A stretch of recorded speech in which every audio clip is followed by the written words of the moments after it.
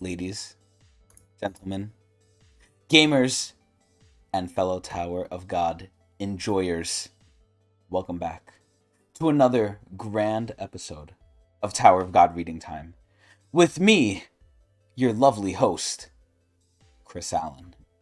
And as always, with my lovely compatriot, the ever so holy Hairline. Hello. So, the holiest of hairlines, can you please enlighten me and everyone else out there on what happened last time on Tower of God Zed? Yeah, so I don't remember everything, but I do remember we're going to the new floor. They Mm-hmm. finished their Mm-hmm. quest to kill the rats, Uh-huh. Uh-huh. the New York rats. Yes. Yeah, the giant New Uh, York rats, yes. yep. Rachel spawned in with a new Yes! name and a new Yes! personality. Hot new avatar. Yeah. Mm-hmm. Um, And Bomb did not fall for the simping this time. yeah, he just dips. He's like, okay, later. Yeah, he's like, I'm busy. I don't got anything to do Yeah, with it looked this. like Rachel was expecting a little more of a reaction from Bomb, so See, I'm we'll happy see what because happens there. it seems like Bomb, like old Bomb, definitely would have like talked to her more, would have helped her. But new Bomb, Mm-hmm. like we're seeing signs again of Giga Chad Bomb, which I'm happy about because it came up before in the Hellfloor arc where he was just done with Rahel. He's like, fuck her, you know, I don't care about you anymore. I'm my own man. And then he Mm-hmm. kind of went back on it, but there's still traces of Giga Chad Bomb left, so that's good. Mm-hmm. Yep. So now we're going on to the new floor, and the objective. Well, they're going to the hidden floor, right? That's where they're going. Yes, the Discord Uh, admins. the objective is to find. Oh, Uh, actually, no, they're not going to the hidden or are floor. they not? They're trying to Oh. find a way to the hidden floor. Oh, okay. So they need to like. Oh yeah, you're right. You're right. And the person who knows the way there is Mm, Kun mm, Edwan. yes, yes, Mm-hmm. and That's what it one. was. I'm very, very excited about this. I think Mm-hmm. no other piece of news matters more than knowing we're going to see Edwan now, Yep. and The I'm family man. very, very excited. Now, of course, before we go see Edwan, and before we begin, I do have some questions about this, Adrian. Mm-hmm. Now, one thing I want to put forth is, as always, as the fans might know, and I usually put this at the end, but I'll mention it here in the beginning. We do stream this live at Twitch TV says Technics channel. Now, we usually do this at night, but we're doing it a little earlier today, so we might get interrupted by my family because they're also trying to get guided up the tower, and they're making their way, but they might need my guidance, so they might ask me for some help, but maybe they won't. Maybe they're good, but we don't know. But regardless, I have a question for you, the hairline. Mm-hmm. This is where Kun's relationship with Edwan. How would you describe it? Um, Probably not great, considering he was kicked out. And I couldn't hear you. What happened? he was kicked out from the family initially and stole the bag that he used in season one. I forget what it's called, but he stole that from his father as he left. So he's kind of like He's disgraced, I so. think, from the family. I don't really know how much Edwan himself cares about this whole sort of thing. It I could was have been about to someone ask else. that. Yeah, I Yeah, was. I because was about to as ask you this. I don't know, even know. Like, does he even yeah, care? he's pretty lax in Hmm. general.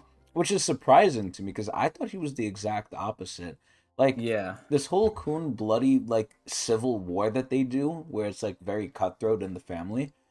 I thought Edwan did that because he's a sick fucking. He likes it. I thought he was like Han, because Han. Han's like, Mm-hmm. oh, you wanna, oh, little Joaquin, you wanna beat me? Oh, go ahead and try. Go kill your siblings too if you want. Whatever you Mm-hmm. can do.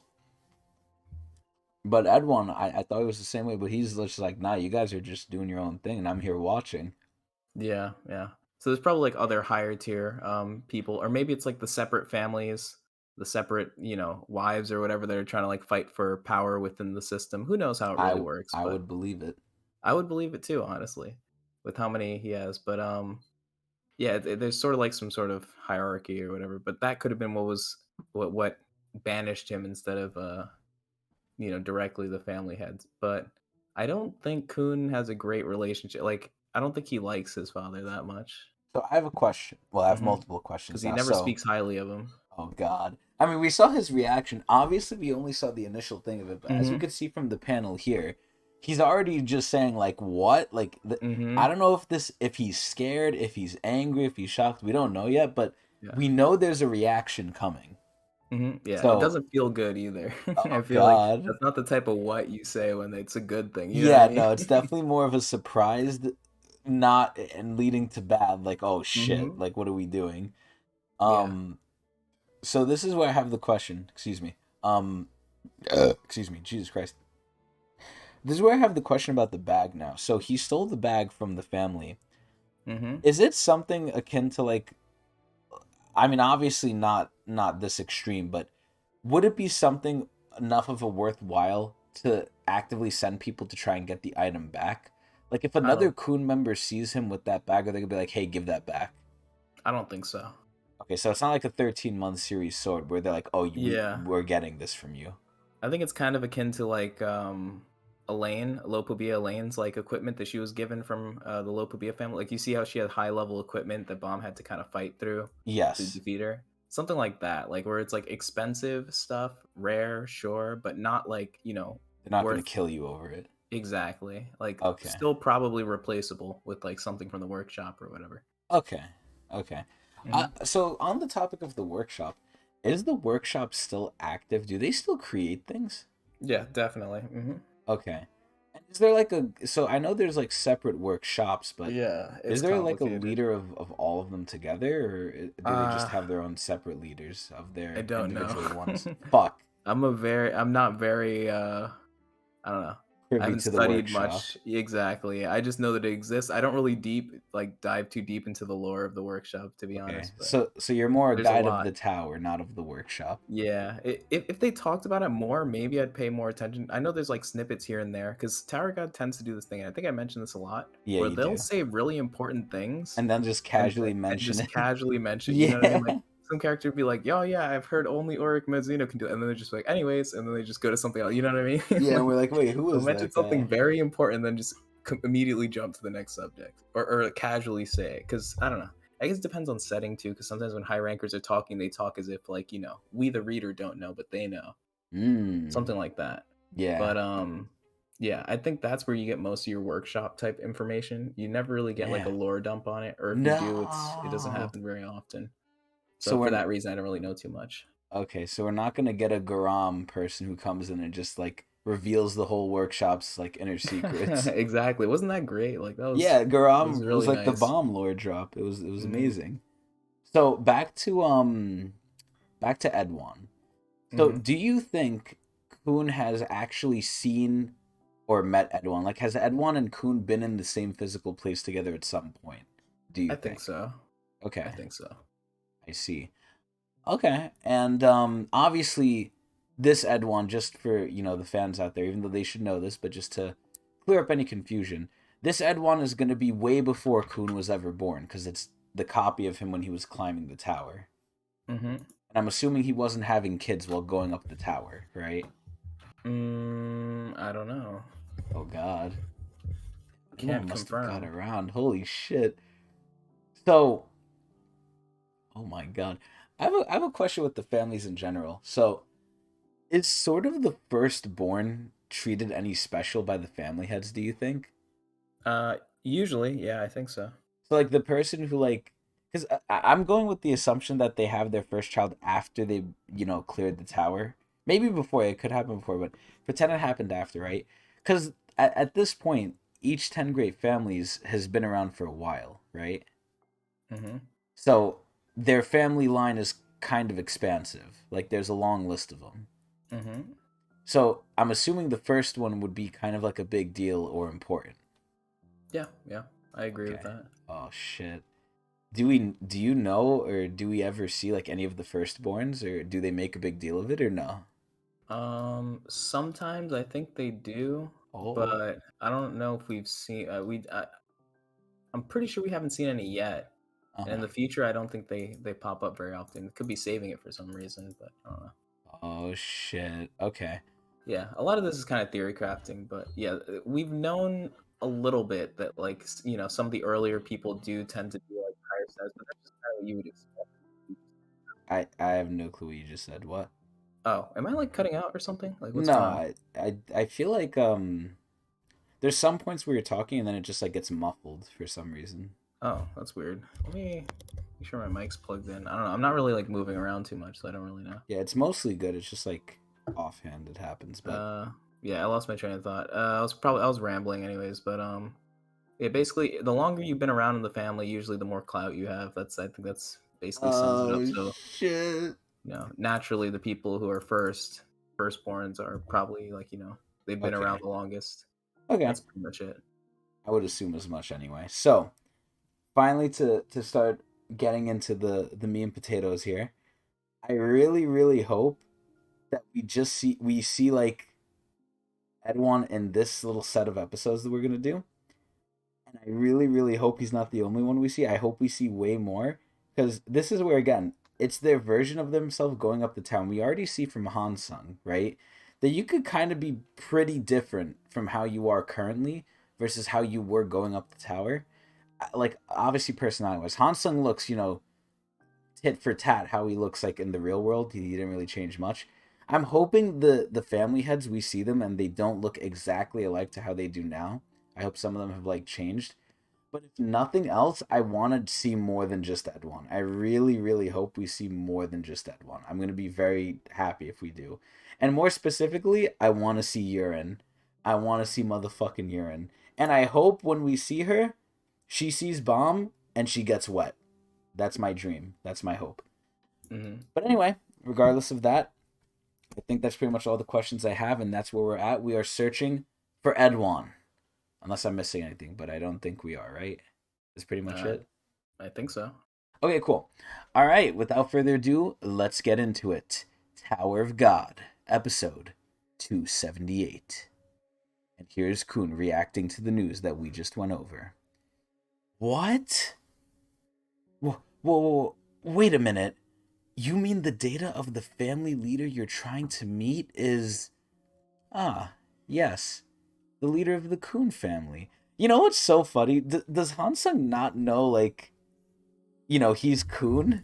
He has to know. He must Because just they're be like literally messing around calling with him him. Kun. Yeah, like Yeah. that's a weird thing to kind of omit to the guy that you've been around a little bit. I mean, granted, they did just meet, but like, Hmm. it seems like something you definitely would mention in the beginning when you first bring this up. Like, oh yeah, we're gonna go see your dad. The data of Kun Edwan. Dude, look at Kun's face. This panel is so good. Like, SIU really put the detail into Kun here, and I love Kun's cat eyes. His eyes are so like cat-like. He's like, ugh. I also just noticed he's really like pasty. Holy shit. Who do you think is like pastier, him or White? Hard to say. Although I think white probably just because the hair makes him look more pasty. You know what I Okay. mean? Because it's like white hair, whites. Hmm. I feel like White is near like almost an albino. Yeah. What's wrong? Is it because you're from the Kun family? Don't worry. That's the data from back when he was a regular, so he won't recognize you anyway. Oh god. See, do you think Edwan's gonna pick up like, you kinda look like me?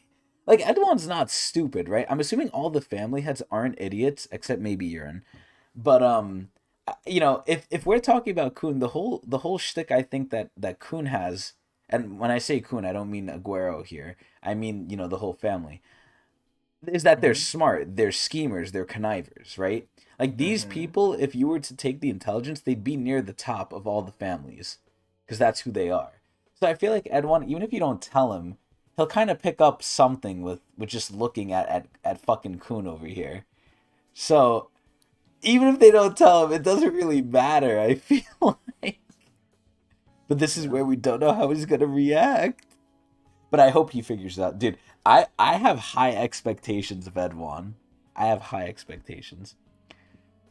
Well, I suppose so, but damn it, I don't really want to meet that guy. Is this the place leading to the hidden stage? It doesn't seem very different from the place that I've visited before. I heard from Han Sung Yu before coming here, but I still can't believe it. Dude, oh my god, whenever I see the daughter, I get so sad. It really looks like they just shut her up. And she looks almost Hmm. like robotic. It's yo, fuck the fucking big breeders, man. Yo, Chung is a loser. That guy is a Discord mod fucking neckbeard loser in his apartment. And the first thing he does when he gets a woman, he puts her on his bed and he just looks at her. Fucking weirdo. I hate Chung. Anyway, never thought the big breeder would be deceiving us like this. But before choosing, should we split into teams first? Teams? Yeah, a team to look for Edwan and a team to look for our companions. That way we'll be able to avoid drawing the big breeder's attention to an extent.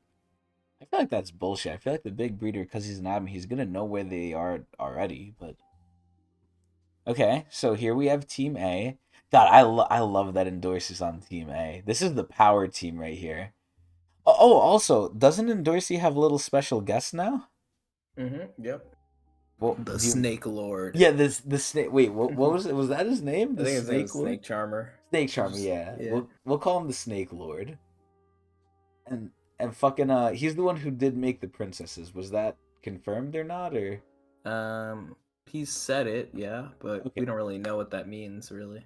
and he's going against the programming of the Hmm. data floor. Yeah, specifically because he can split himself into snakes. The data, like Only affects the one of code, them. exactly. It thinks that it has him, so it just affects one of them. He attacks that part of him, reassembles, and he's fine. He has That's so full sentience. insane. Yeah. That guy is sinister. I am scared of the Snake Lord. The Snake Lord is scary. And even in Dorsey, like in Dorsey is always ready for a scrap. Even she said to Hansung, like, yeah, we can't fight this guy. Like, it's better Hmm. he's on our side because we really can't do anything to him. So that's a little scary. But regardless. Me, Bomb, and you will be Team A. The team that will face the big breeder and look for our companions. Wait, so no, so wait, they're not taking Kun to go see Edwan? For the No. better. And then Team B. Yo, look at the daughter. Look at Bodis and his daughter. Oh shit. And I say this every time, but like freaking Sachi really looks like a jester from like the medieval ages. Anyway, everyone else will be Team B, the team that will look for Kun Edwan along with Bodis. That way we'll be able to move through the stage more effectively in a shorter amount of time. Wait, so Adrian, I have a question. Let's Hmm. just say, because I'm going to use Bodice as the example here, right? And obviously you might not know this, or this might be revealed anyway, so, kind of guide me not by giving me the answer, but if that is the case. But let's just say they find Kun Edwan, right? Bodice and them, they find Kun Edwan, they start talking with him. And then Chun logs back in, and he's like, okay, now you pissed me off, punishment time, right? And then Kun Edwan's there, and he's like, "Oh, I'm talking with them." Because he's a 10 family head, right? Does like that supersede the admin privileges of what Chun has, do you think? It might, because it seems like the big breeders do report to Jihad, so But being a that's my 10 whole family point. head might They just be the next best thing. they Yeah. report to Jihad. What if they don't listen to the family heads? We'll see then. I don't know. I mean, I think they should be included in this just personally, but You think I Jihad can is that also nice? yeah, I can also see why not, but I don't know. To me, it just seems like the level of power is close enough that I Hmm. mean, the Shinwan Ryu from Bomb didn't work, but if like Edwan tried it, maybe it would work against the big breeder. Like maybe the big breeder has something to be afraid of when it comes to the Tengri families, even though they're data people, and Yeah, because they within the are bounds of regulars their still. powers. Yeah. Yeah. So it makes me question, like, obviously Bomb is like the irregular of the irregulars, where he's like very weak compared to all the other ones that came. So I'm Hmm. assuming the 10 great family heads, especially them too, since they're all irregulars, they're normal irregulars, which sounds weird, but they're probably like pretty strong. Yep. But at the end of the day, I feel like doesn't aside from Jihad himself, right? Doesn't the admin power kind of supersede that? Or do you think they also probably have admin privileges? I don't think so. I don't think the admin would supersede a data irregular. Okay. because it seemed like And, Bomb was very close to doing something. It's just that maybe he didn't have a level of strength to overwrite it yet. hmm. I don't know. That's based off what I saw, but I don't know for sure. Okay. And just casual question here, because maybe there's no way of knowing this, but when they were going up the tower, was Jihad the strongest of them, or did he kind of like outscale them, or what do you think? Do you think like Jihad was always like the leader of their group? Was he always Yeah, the I'm pretty sure strongest, he's the or strongest. Yeah. damn? But like was he always the strongest, or did they start out like closer to him and he just like surpassed them, or Mm, I don't know anything specifically detailing that, but I think it's safe to assume that he was always the strongest. damn? Okay. Because I thought it had to do with like the type of deal they made with the administrators. Where I feel like if Jihad was the one making the deal, obviously he'd make himself on top. But maybe before that deal, it wasn't so clear cut. But that's just Mm, an assumption. But yeah. regardless, I hope we see in time. Anyway, here we have Rek. What? Why am I on Team B? I'm the leader of Team A, you foolish turtle!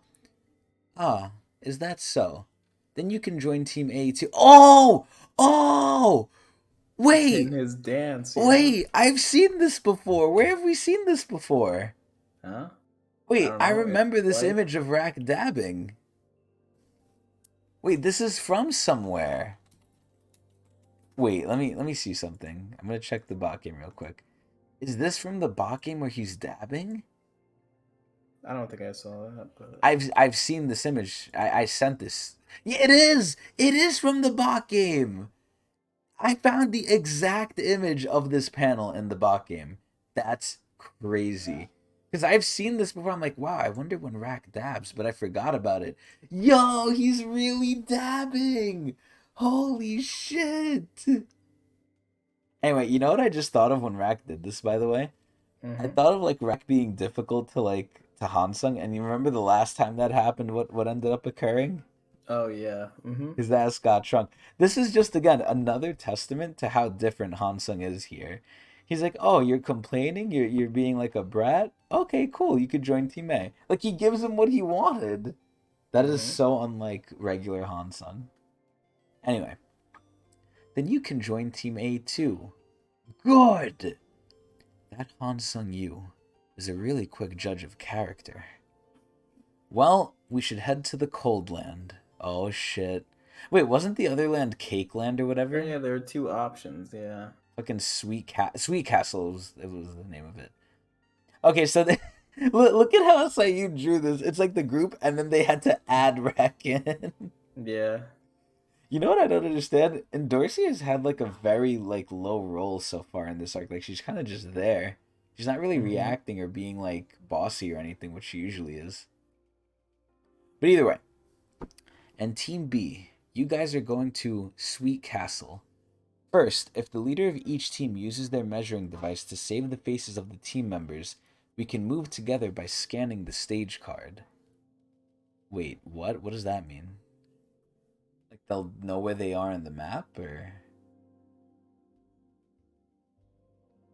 I'm so confused by this. I don't know. I think so. Because when they say move together, what does that mean? Well, either way, even if we're split into two places now, we can always meet up in the same stage anyway, so you don't have to worry. I'm still Well, so confused, you but can whatever. hop between the stages. I don't know. Oh, so they are going to Sweet Castle. Yeah. Oh. Okay, well, Yeah. One is whatever. going to Sweet Castle, the other one going to the cold one. Okay, I thought they were both going to the cold one, and they were just going to split up while in there. There's two stage twos, and they're splitting each one. I guess I don't know. So here's my question then. I mean, obviously Hansung Yu would know which stage, you know, Edwan is in, but how do they know that stage also doesn't have their companions? How do they know their companions are going to be I don't in? think he knows. I don't think Well, he knows where they are. I think they're just splitting up. what? I thought before in the other chapter he said like, oh, I know which way is actually faster to get to him, so we're going to take that way. I remember him saying that. Uh, I don't, but you could be right. Well, either way. Um, here we go. As far as how to meet Edwan, I already asked Bodice. Being a wandering minstrel, He'll be able to guide you better than me. Oh shit! Bodice is the guide now? Hmm. Perhaps you have noticed, but the Sweet Castle stage can't be reached even if we beat the Big Breeder's Grand Quest. In other words, it's a hidden area where Edwan is active. If anyone steps foot in the hidden area, he'll notice right away. Oh shit! I like that. Also, you think he chose specifically like stay in Sweet Castle? I don't know. Oh shit. Maybe he has a sweet tooth. But would he talk to us even if we meet him? It may be him from when he was a regular, but the father that I know, well, he's definitely not interested in data humans. But you guys will be different. What? Wait, so I'm a little confused. There, Team A, right? Kuhn's team is going not to Sweet Castle but to Coldland, right? Mm-hmm. Is it the same thing? Because they're saying if you go into Sweet Castle, he'll know right away. Like he knows if you go in there. But is it the Mm-hmm. same for Coldland? Like, well, because that I don't think that's Edwan's area. I guess not. I'm guessing because the Sweet Castle is the one that you unlock from doing the secret quest, whereas the other one is the one you unlock from is the one that the big breeder would have sent you. Uh huh. But this is where look at unless Hansung's not talking to Kuhn here, which I doubt. But he says you guys will be different, right? But Kuhn's team isn't going into Sweet Castle. They're But I going think to he means you Coldland. guys and everyone, Oh. Okay. because eventually they're all gonna like meet Meet up up. with Okay. Edwin. I think right after they Oh find the god. companions and stuff.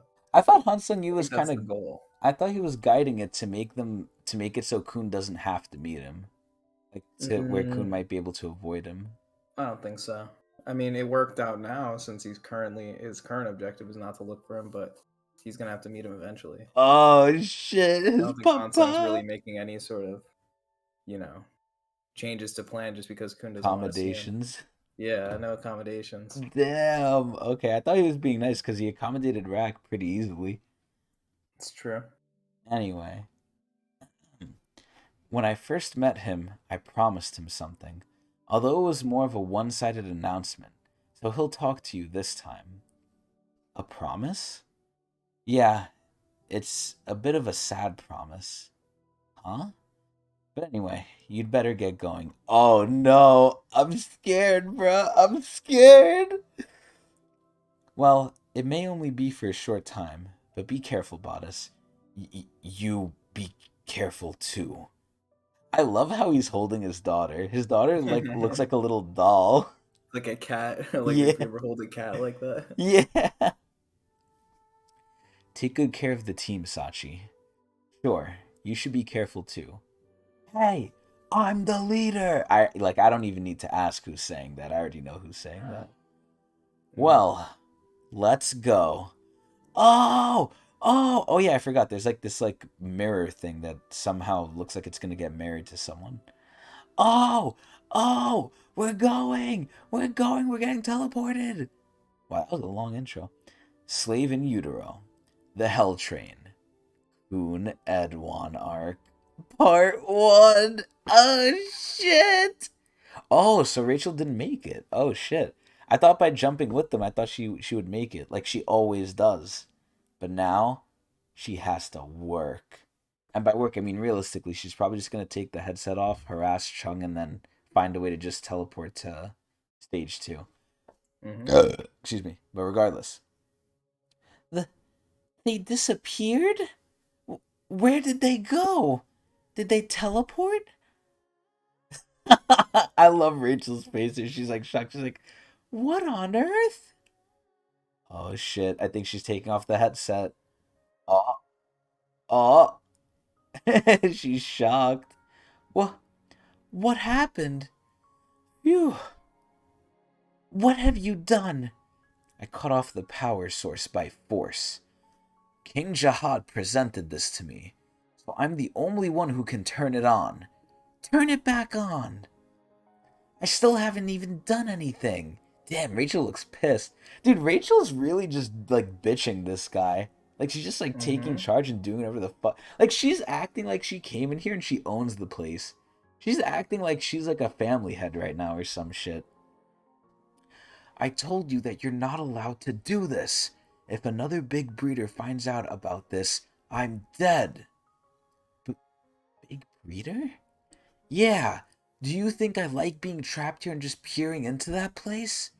All I'm doing is carrying out the task that King Jihad assigned to me. You may be able to just leave this floor if you get caught, but I'll disappear forever. You know what's crazy? I really feel like Rahel does not give a fuck. Hmm. Like, like he's telling her this as if like she's gonna be like caring, but he doesn't know who he's talking to. What do you mean? Tell me in more detail. Ah, you should have listened to me from the start. Originally, I used to be a data human living in that world. One day, I was summoned by King Jihad and sent here. And since that day, I've been acting as the big breeder that rules that place. But there was a condition. Wait, so I have a question. So I asked you this before, but I don't really remember. Um, is there so what is a data human exactly? Is that like an NPC or is it a person who's been scanned in? I think it's the NPCs. So this guy was what Bodice was. He was just a guy who would I respawn. think so, yeah. So he was not from the tower. He was created. I think so. Okay. I'm never allowed to leave this building where I live. In fact, not a single person lives in this building, and you can't even interfere or enter from the outside, as if it's another dimension. I tried several times to leave this place, but I failed. Of course, it's not an unlimited condition, so if I faithfully perform this role and the next big breeder is chosen, I can leave this place. Wait, so I'm a little confused here, right? So when I compare it to Bodice, I kind of don't understand something here. Bodice has his own free will and stuff, all because the big breeder, aka Chung here, didn't wipe his memory, right? Because Chung kind of wanted to like torture him, he allowed him to retain his memories, which in a way kind of gave Bodice's personality, right? Hmm. So this is where, if that's the case, why didn't Jihad just program Chung to do the role and be happy with it, like they do for the minstrels?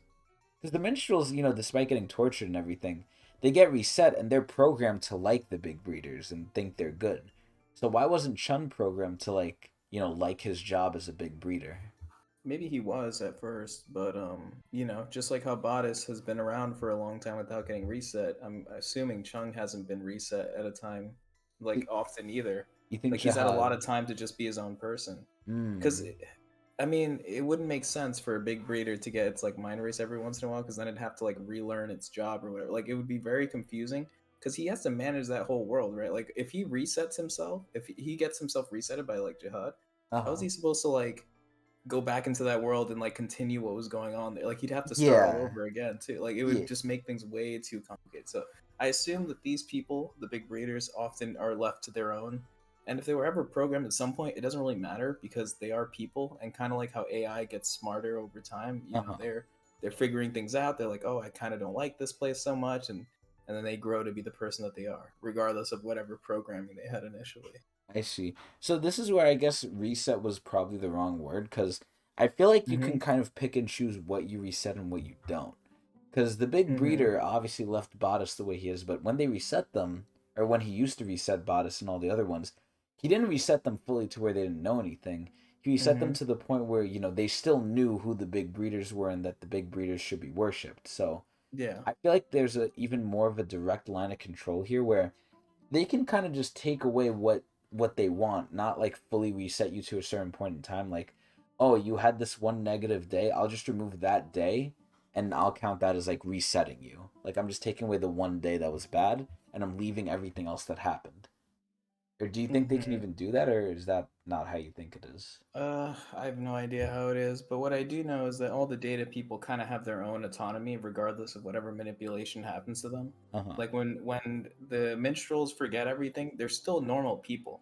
Like they forget the atrocities that were done to them, but they still treat the world and everything around as if it's like they react like a human. They're very human like, right? So it's Uh-huh. like they're programmed to think the big breeders are good. Okay, they praise them, they do this thing, they whatever. But like if any other people come into the tower, like regulars or whatever, they treat them like they don't just read a script. I mean, they do kind of have a script just because Yeah, that's I'm what about they to say they they do do all, kind of do the same they do thing. kind of do it all the time, but like they're not like very strict to the script. Like they are kind of their own people at the They end of the can day. react to it, yeah. Exactly. And they can learn, and like if you show them that the big readers are wrong, they'll figure it out. You know what I mean? Yeah, so So they're it's like not they have their own hardwired. autonomy to a certain extent. It's just that they're led the wrong direction from this like manipulation.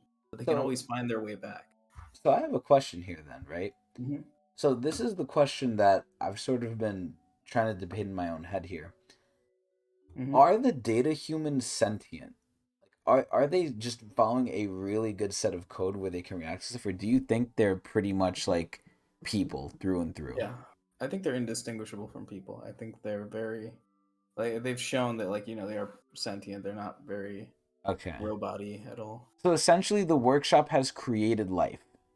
Yeah, sure. Which I guess is that's pretty cool. Wow. It's life, but it's not actually life because it doesn't It's exist in the real virtual. world. It's in its own But area. they essentially like made actual like human AI. I guess, yeah. That's wild. Meanwhile, Enryu can probably fucking do it just normally. Right, that's what they say, which is why I'm saying it's not Yeah, like it's not outside of the crazy, bounds but of reality. you gotta still look at who was doing it though. Like it is Enryu at the end of the day. This is the number two guy Hmm. in the fucking tower, right? Where if Yeah, he could do it, I'd be shocked if anyone under him could do it. And under him, I mean like lower or higher rank there. Fuck, beyond two, like three and above. Maybe hmm, top 10 obviously maybe could if they tried, especially if we get magic and spells involved, but and maybe yeah. demons. But I'm But surprised the workshop was able to do it. Gustang made the bamboo guardian. Does that count as life? I feel like that's more of an automaton than anything, Yeah. but who knows? Either way, I'm very impressed. Very impressed. Anyway, but the problem is that there are two other big breeders aside from me. Wait, so this whole city, right? Or not this whole city, this whole tower only has the one big breeder in them. No one else is I in there. guess that's what he said. Yeah. Wow. They got a lot of space. Anyway, huh? Two? Yeah, we don't know each other very well, but they serve the same function as me. But we're in completely different positions. Oh god, why do they look so scary? Also, one of them's a female. These two have actually been big breeders much longer than me, so they're like my superiors. I'm just a lowly administrator managing that place. Those two are the real rulers. They have tremendous power, and they seem to know King Jihad well. This guy literally looks like a fucking owl or like a bat or something, like an He animal reminds me man. of Redhorn when you Sasquatch. put the costume Oh yeah, from the workshop battle. yeah Or he was it the does. workshop? No, it was the one with the lane. What is it called? The name hunt Name station. Hunt Station, yeah. Wait, was it Name Hunt Station? Yeah, yeah, yeah. Yeah. Because that was with Elaine. Mm-hmm. What was Elaine's moniker? Kaiser. Yeah, Poppy Kaiser. Yeah, Mm-hmm. I actually know her more as Elaine now than I remember her as Kaiser. Yeah. Dear Kaiser. Anyway, oh fucking Chun. Anyway, if those two find out that you're here, I'm finished.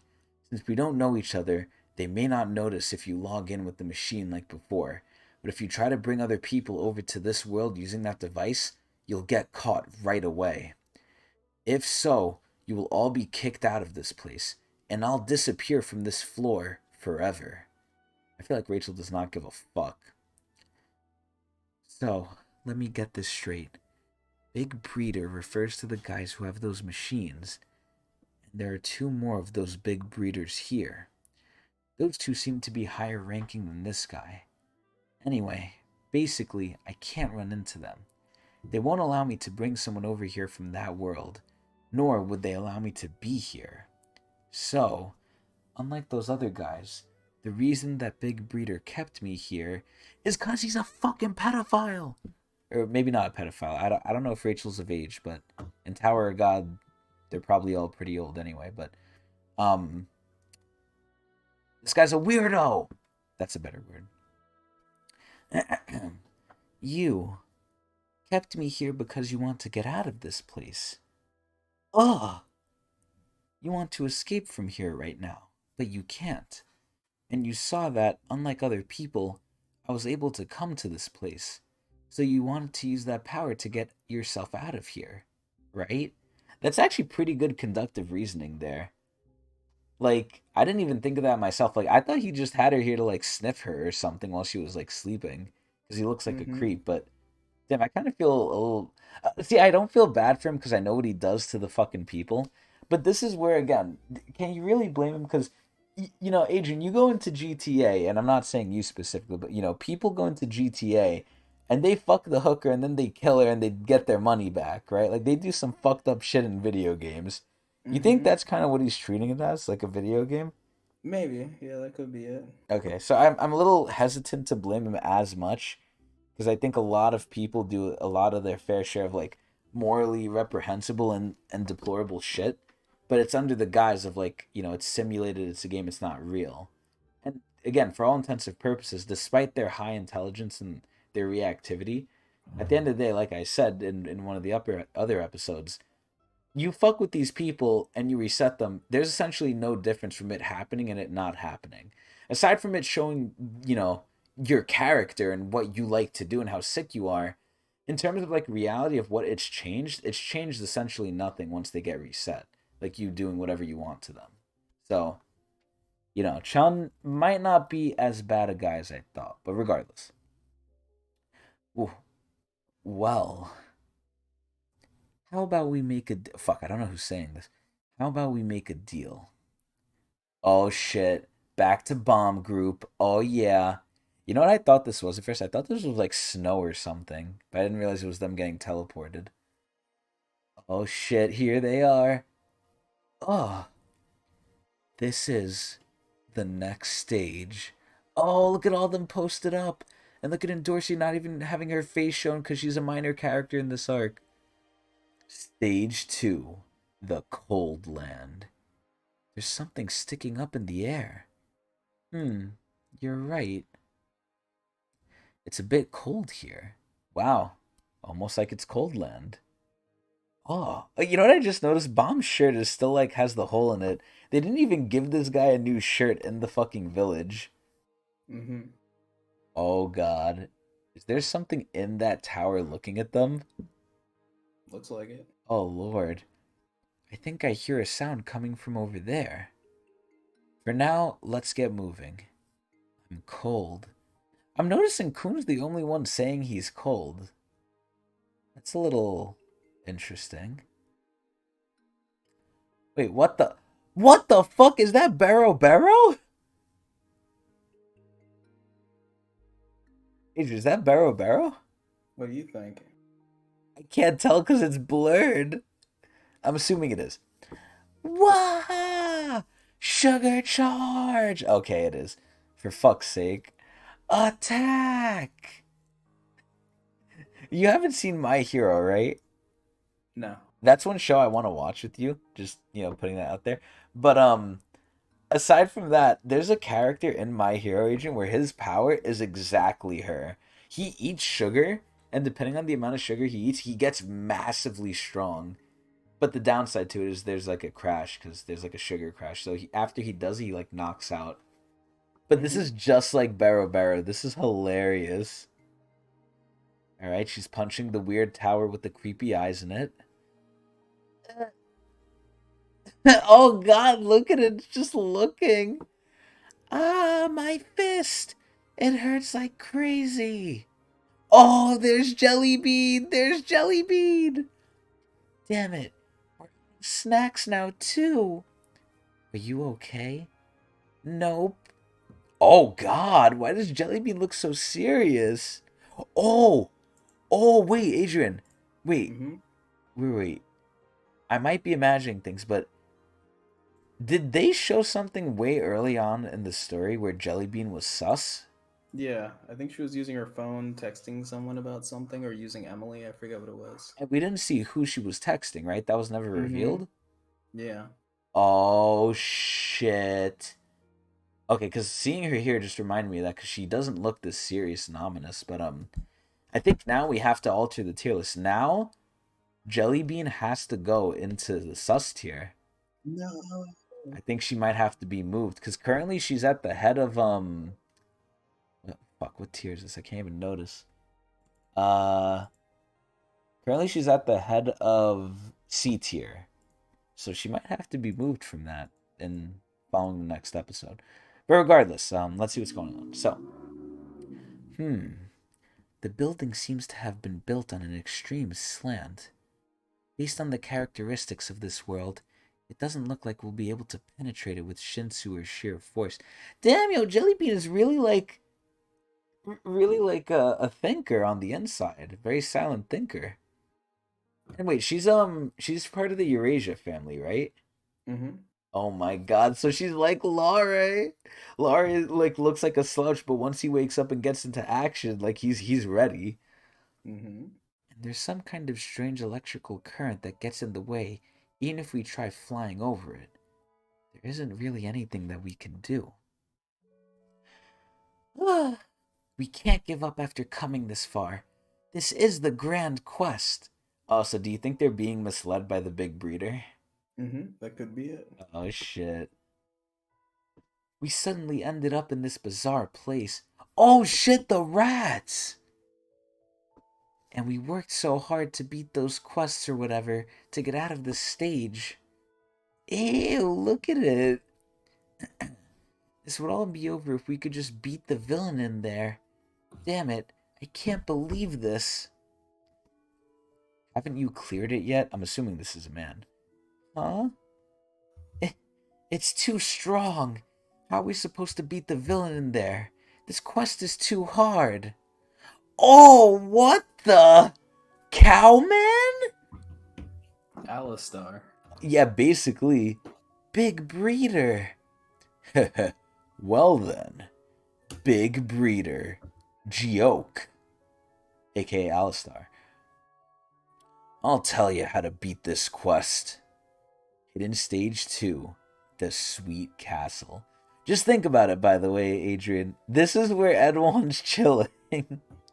Mm-hmm. In fucking ice cream land. Which honestly, if I was like in power, I would love to chill here too. I'd be eating this shit all day. Yep, the benefits of the data world. Yep. So this is hidden stage. Also, what do they call this thing in the ice cream? That little stick you can eat. Do you know what that's called? Um, I know it has a name. I'm just forgetting it. it's like a type of cookie. Yeah, I know what Yeah, you're it's talking like a about. wafer They're thing. really good too. I know. I love them. I really like them. But there's always sewing supplies in the tin can where you get them for Wait, some reason. what? Basically, those tin cans where those cookies come from, my family members always use them to like store stuff in there. So you'd see the can and be like, "Oh boy, cookies!" And you open it, it'd be like scissors and shit. Wow. I mean, coming from a foreign family, I've never experienced that. What? Okay, I Well, my that's like a grandparents have common never thing bought around people this. that I talk to. But you Like gotta I hear remember, that very often. well, yeah, my grandparents don't go out, so they would never have done that. But they Uh, do a similar thing though. They put stuff in like reused stuff. They scavenge hmm essentially. Yeah, because these cookies typically come in I know nice the tin tins. cans. Yeah, Yeah. that looks good though. I forgot what it's called. I know they put it in parfaits too, but regardless. Oh my god. Oh no, that's not him. Okay, I thought it was him, but I read a little bit. Wait, we know it is him. Oh shit. Oh, Oh your reaction's really fuck. good. Wait, because I didn't read. Right? I'm like, oh, I see white hair. I see someone chilling, very kingly. Oh, it might be him. But then I see like father, right? So I'm thinking someone's off screen talking to him. Like this is the person talking, but it's not. I was like, oh shit, it is him. I'm very excited. I like what I see so far. hmm Anyway, stage mystery. Father, I think some outsiders have broken into the hidden. Oh! Oh! He's fucking hot! I can understand why he has so many children. My good lord. Have broken into the hidden stage. Is that so? Oh, shit! I would be honest, when I saw him here, he looks really like hip, like a youngster. You know what he Hmm. looks like? He looks like one of those weird white guys who goes like outside in like 0-degree weather dressed like this. Wow. At my college, every white person did that. Yeah, I mean I do that It was like too. the norm. It was like the standard. But like, yo, why does homie have like the fucking knee socks with a skirt on? What is that? Yo, I SIU don't know. really likes skirts, but oh my god. Adrian, he's just chilling eating grapes. Hmm. He looks interested though. Oh my fucking god. He looks so fucking cool. Holy shit. He has the same eyes, he has the same everything. You know what this literally looks like? This literally looks like if Kun went through a time skip and actually got like a good power boost that mattered. Because, Mm. as I always say, right? Fucking SIU always like gives him like his time in the sun when they come back. This is what SIU always does. He takes the character out of the main story for a little bit, right? He brings them back. He shows like, oh, I was doing stuff while I was away. They're cool for 5 seconds and then they just get bitched or like they become like useless again. And it's like, Yeah. okay, you were just good and now like you basically got like the story caught up to you, which is sad. But this looks like we see Kun after like a long time skip and he finally like mastered his like intellect. Holy fuck. I like Edwan. So now not Yeah. only do we have to move Jellybean into the sus tier, but we also have to put Edwan's face on the confirmed family head faces now. Data Ed one. Yeah, well, the closest we got. Closest we Hmm. got. You know how in One Piece they have the wanted posters? That's Yeah. basically like what we're doing for the fucking family heads. It's like, oh, Hmm. this is the best we got of him. Have you seen this, man?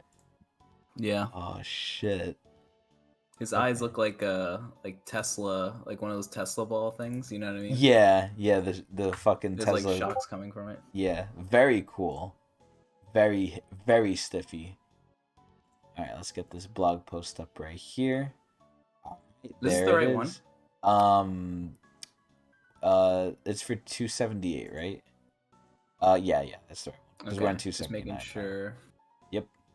Look at him! Look at him! Look at the fucking picture! Is that Hmm. Kun or It Ran? has Ran there Oh, too. It that's looks Ran? like, yeah, I couldn't tell. right. It, I mean, it looks like it that's the should be bushy Ran. hair. Yeah. More bowl haircut. Yeah. Oh All right. shit! I will get started. Oh wait, so you know what Okay. this means, right? Hmm. If he's drawing pictures again, he must be better. Yeah, that is true. Oh yeah. Also, I like to draw the comparison. You see the thunder, right, from Edouan? I So thought that was I'm just like guessing. grapes. I thought that was grapes Wait, right what? there.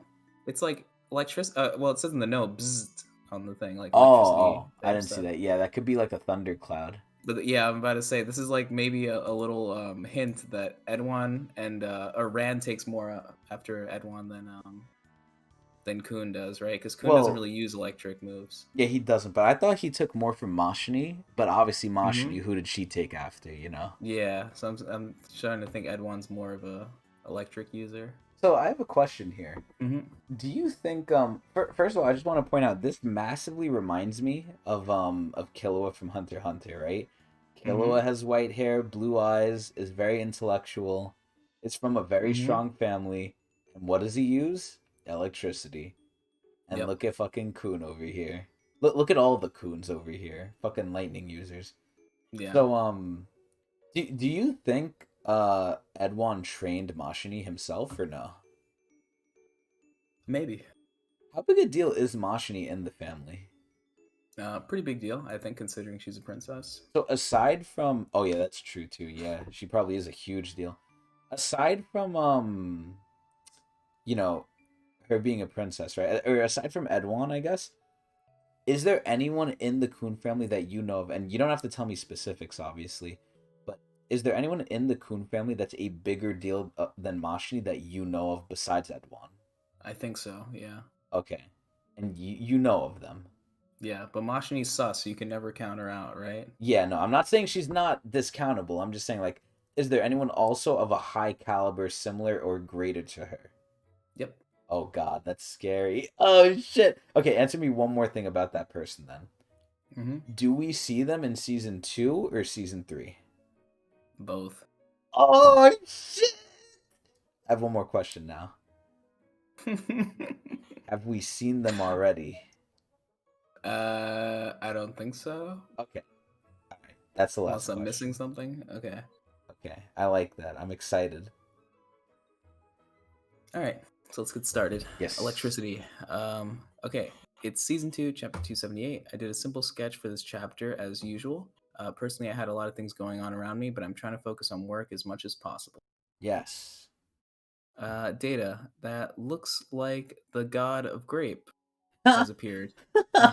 Okay, I had a hard time reading that because it didn't really make sense to me, but he's making a joke. Okay. You I was also, confused. I don't know if you know how we use grape in the chat, but Oh, yeah, when yeah. I saw that, I kind of had to like reread it and be like, oh yeah, no, that's he's talking about the fruit. Yeah, that's a weird way to bring him up, but yeah, I guess it's unique as SIU usually does with Yeah. these blog posts. He's very creative. Oh no, I mean Anyways, like more specific to our group, how we, yeah, yeah, yeah. I won't go more Uh, into it for the fans. has They don't appeared. need to know. Perhaps his name is Kun Edwan. Anyway, Yes. because this is a younger version, it is different from the future version, but Bomb's party might Yes. change gradually too. Kun Edwan as Data looks like Sprite. Haha. I don't know what that means. Maybe young, I guess, or ghostly even. I don't Okay. know. I'm just thinking of soda. Well, the reason why he was holding grapes in his first appearance is because one of the inspiration for Edwan is Dionysus. So Really? Oh shit. See, among the 10 that's family heads, he is the one in charge of debauchery, oh hedonism, womanizing, what? charming look, and combat, etc., etc. Wow, that's How does that make actually you feel? crazy. It makes sense if they're going with Dionysus, but it's going even more against what I thought he was like. I thought he was more sort of cold, calculating, and indifferent. It sounds like he's just hmm a party goer now. He's like a frat boy. Like what? That kind of matches the indifference, though. Like, do whatever you want type of stuff, but not do whatever you want because he's just like, he doesn't care, but He, do whatever you want because he's just he's going to do having whatever he fun. wants. Yeah, Yeah. exactly. He's gonna like enjoy himself, and you're not He doesn't really want to be involved in burdened with that. others. Yeah. Wait, that's actually crazy. More and more, I'm seeing like what I thought Kun Edwan was is like more different to what he actually is. It's hmm wild. Carrying on. Mm-hmm. I did not tell you previous stories because of Edwan's story. Mm. Raccoon Bomb traveling through the stages together. Wait, I did not. Okay. Anyways, Raccoon Bomb traveling through the stages together. It has been a long time. You can probably see this complete trio for a while. The upcoming Yes. big breeder and stuff. Some kind of confrontation with Yu Han Sung and Bomb's side might be forming as well. Oh In any shit. case, with the data of Kun Edwan's debut, I hope you enjoyed the Hidden Floors chapters and the road to the main story. I will end this postscript here. I guess I have to push myself harder. Have a good week. Let's see you next week. Thank you. Damn. But He- He's that's the point. always yeah, he's always pushing himself more and more. I feel like that's like he was always trying so hard, man. hmm I like when he tells us like the inspiration for the characters. Like learning that about Edwan was really cool, and I kind of hope he does more of that with like other characters or story arcs or like saying like where he came up with the ideas for certain things. What I I like like, that. and this is what all the good stories, believe it or not, because I actually took a college course about this. It was called Imaginary Worlds. It sounds hmm like complete bullshit, and for the most part, it was. But it did teach me a lot about literary creation and how many stories like are made and what is. It's like the base rules to what makes a good successful story, very generally and very broadly, where like what appeals most to just people, right? hmm Like this is where no matter what the genre is, no matter what the topic is, if you have these certain elements, it makes a generally good story. Like you have the building blocks, right? This is where one of those things, and it was especially prevalent in Harry Potter, you take inspiration from a lot of different things in real life and you put them in there. So this is where a lot of people think that for story creating and story writing, you have to be fully original, this and that.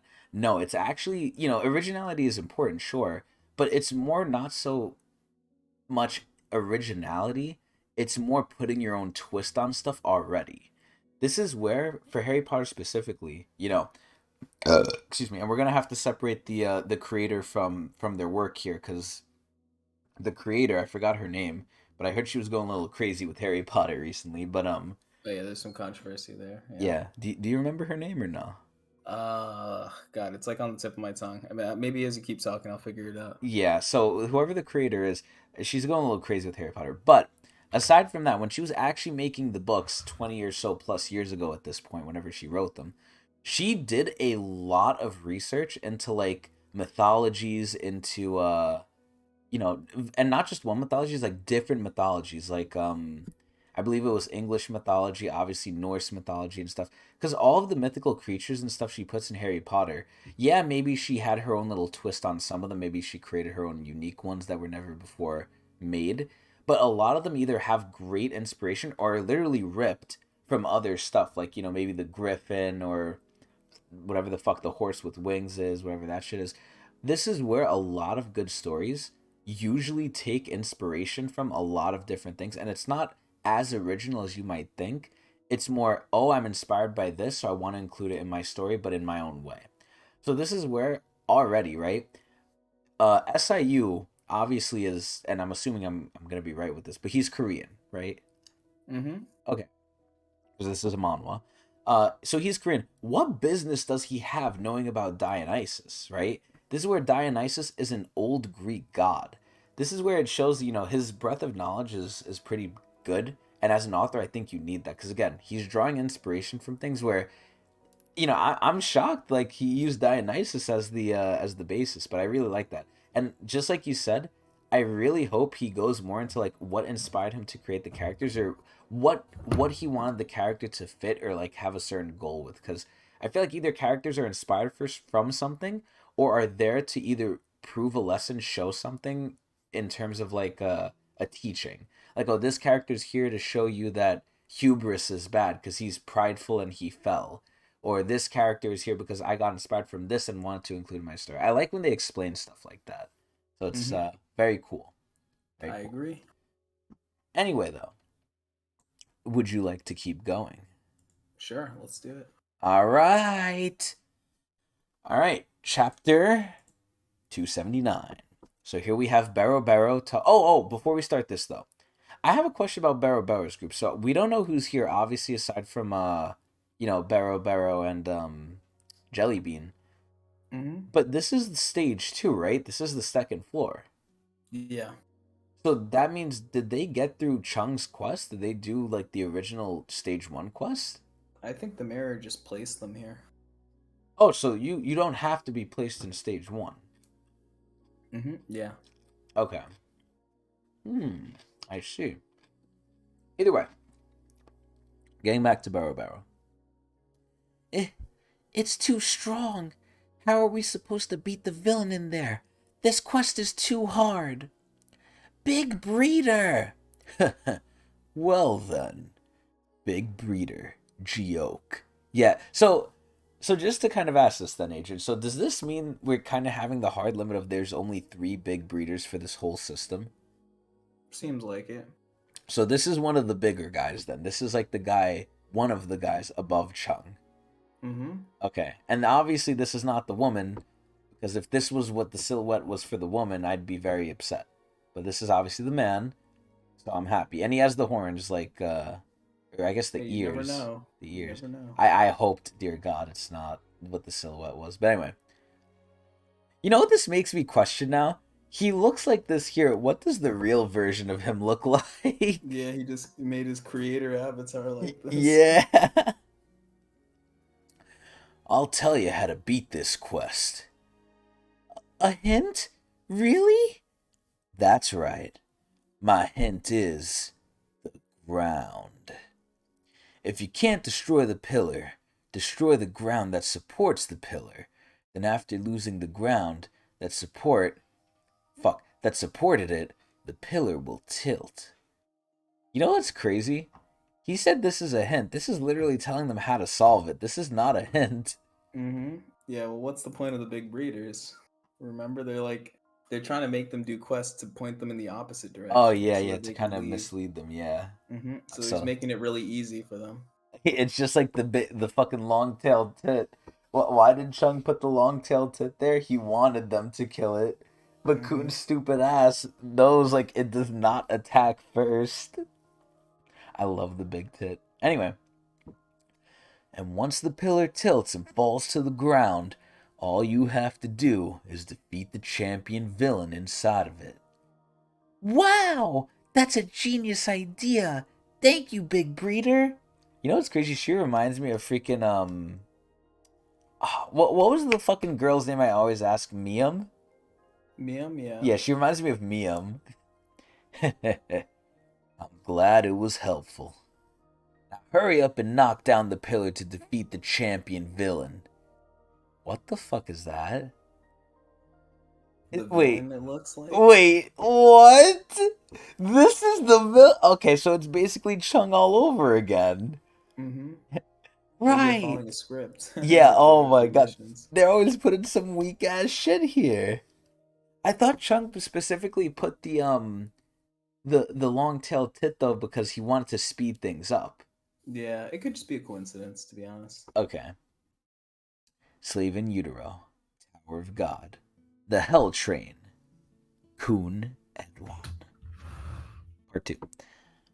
Oh shit, they running. I don't know why, but fucking Hansung looks so goofy the way he's running. Mm-hmm. Huh? Are those villains? It looks like there was a quest here. That means, yes, your companions must be around here somewhere. Could that sound that we heard before? Let's hurry! Oh shit, the bong bong! Wait, so does anyone else in the group, aside from Hansung, know that the Snake Lord is there with her? No. Oh It's just Hanzo. shit. Okay. Strong Gale! Yo, I love Jelly Bean so much. I'm really gonna be sad if she's evil. Like, she's attacking while still laying down. She's so silly. And look at her stupid move. Strong Gale. What is she, Janna? What is this? She's throwing wind at it. Okay, it's pretty strong wind, though. Jesus Christ, wow. Oh no! Oh no! The rat! It's deeper than I thought. This won't be enough. Step aside. I'll try making it a bit stronger.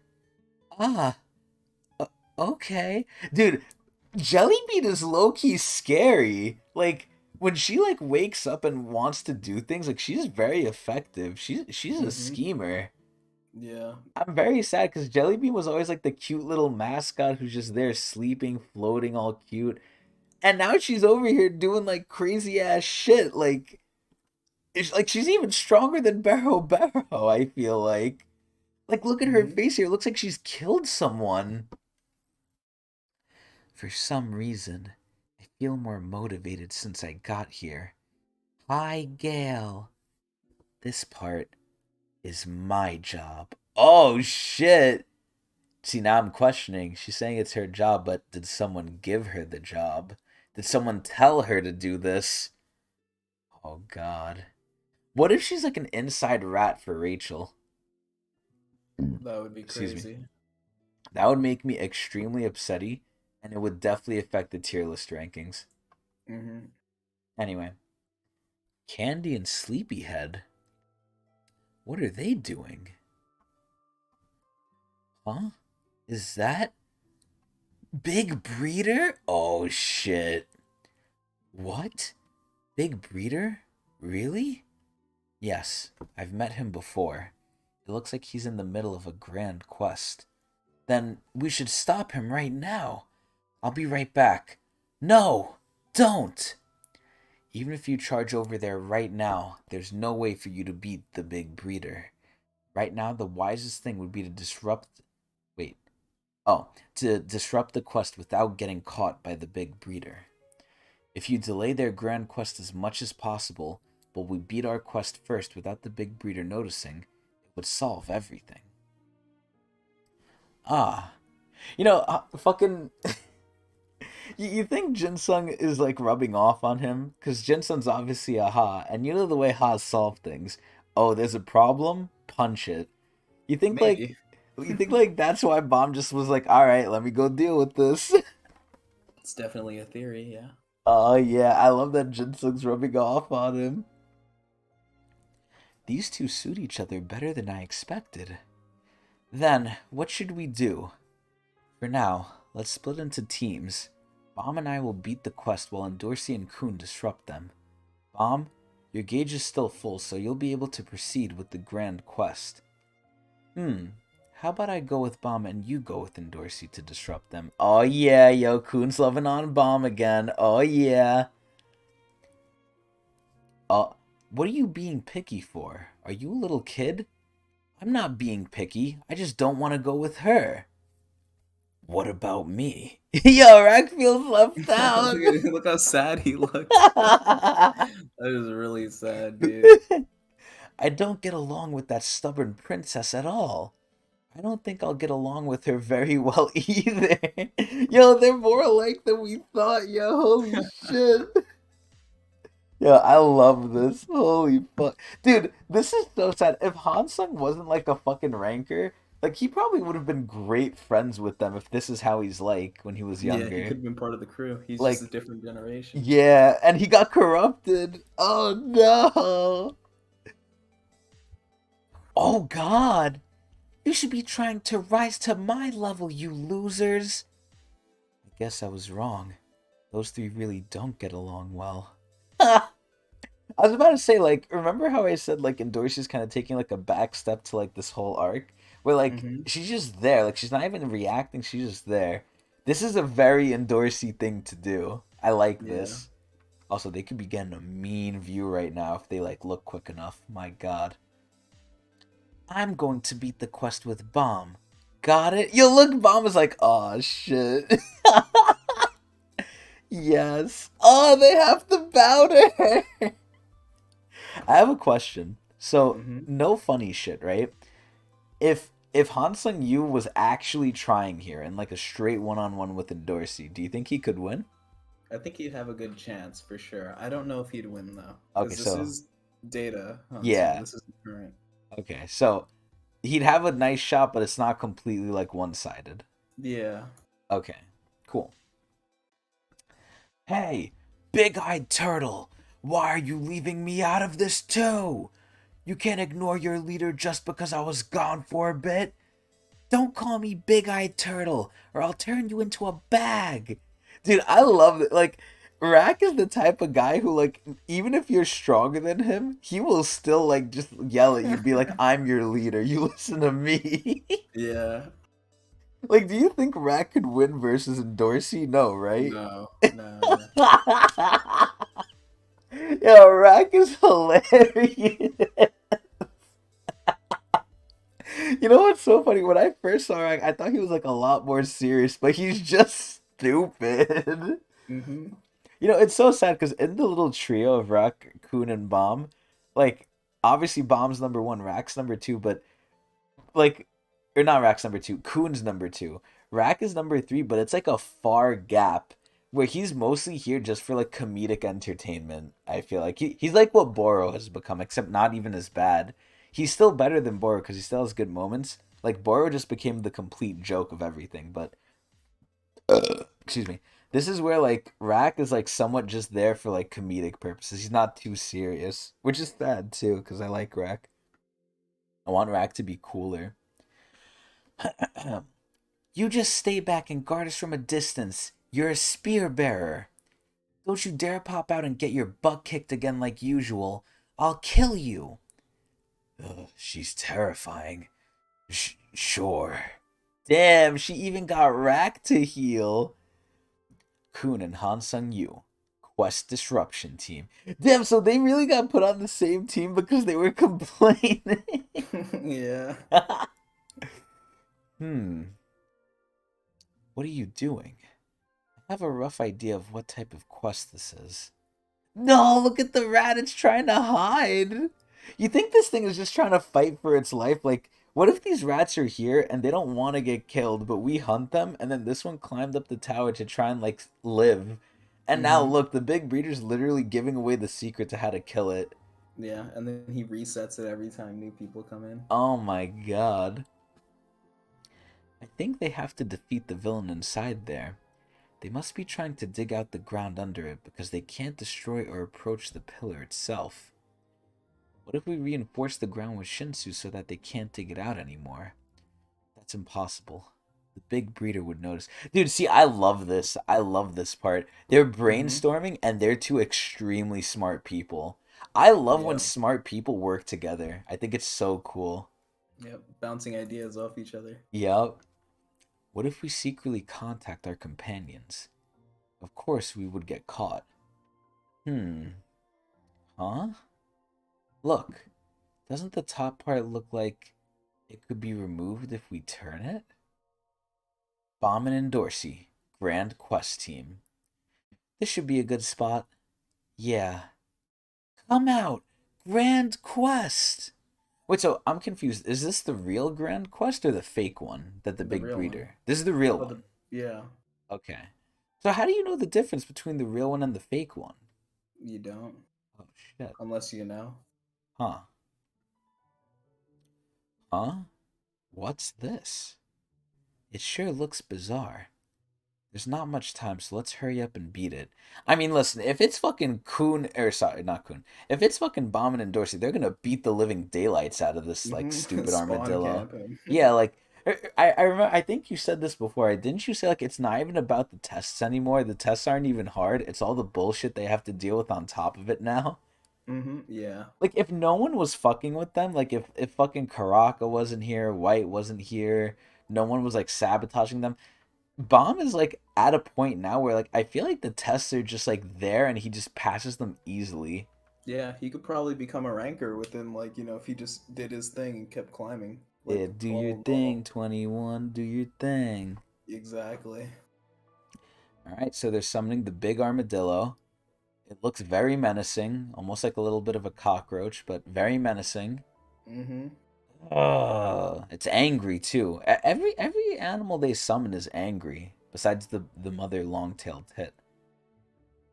It looks vicious. Damn, Bomb does not care. Look at him. He's just going straight in. Oh, I noticed in Darcy's clothes has the Jihad insignia on it. That's kind Oh of neat. yeah. I mean, Jihad brand she clothes. gotta be repping, you know. She gotta be repping. She I got probably my got that Jihad shit for 11s. free. Yeah. They make Jordans like Jihads. She's sponsored. All the princesses are sponsoring. You know. Yeah, they get free They get free clothes. merch. Yeah, free merch. Yeah. They probably have a jihad shaker too. Mm-hmm. You know how now that I'm thinking about it, you know how fucking like narcissistic it is to make your own symbol. Yeah, like I don't know. like look at the symbol too, right? It's like three eyes. Like he's always watching you. Well, I think all the family heads have their own symbol actually. Like when they were first introduced, I think in like season one, very early in like the manhwa, they show like symbols representing each whatever you call it. I think Damn, and they haven't shown it since. the Yeon one is the Zagena flower, if I'm Yeah, no, no, correct. you're right. Yeah, the Yeah. the yen one is represented Hmm. by They Zagena, all have but their own thing. Yeah, it's kind of like I don't know, like a in One Piece they moniker, got their yeah, the flags. Jolly Yeah, Rogers. exactly. This is the Jihad Jolly Roger. Oh shit. Okay, okay. It looks vicious, but Bomb doesn't give a fuck. Bomb's going in. He's gonna use the tactic of hitting it in the scrot. Oh, oh, Bomb's sucking it off. Oh, wait a minute. Oh my god, he's about to punch it. Dude, just imagine you see like Bomb flying at you about to do this. I'd be scared. Hmm. Holy shit.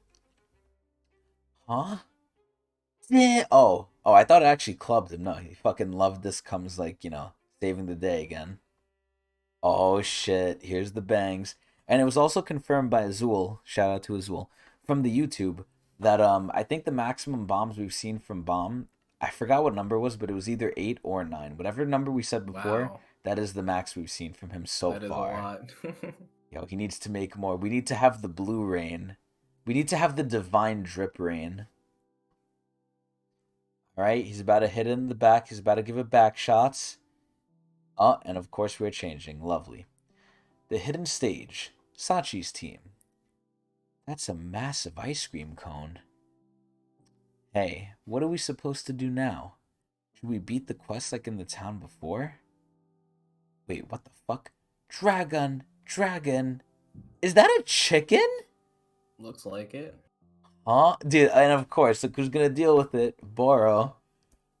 Huh? Oh, what the fuck? Oh, it's not a chicken. What the hell? Quest Scroll Monster Dragon. What's that? Is that the guy who gave us the quest? He looks a bit different. That is correct, dragon.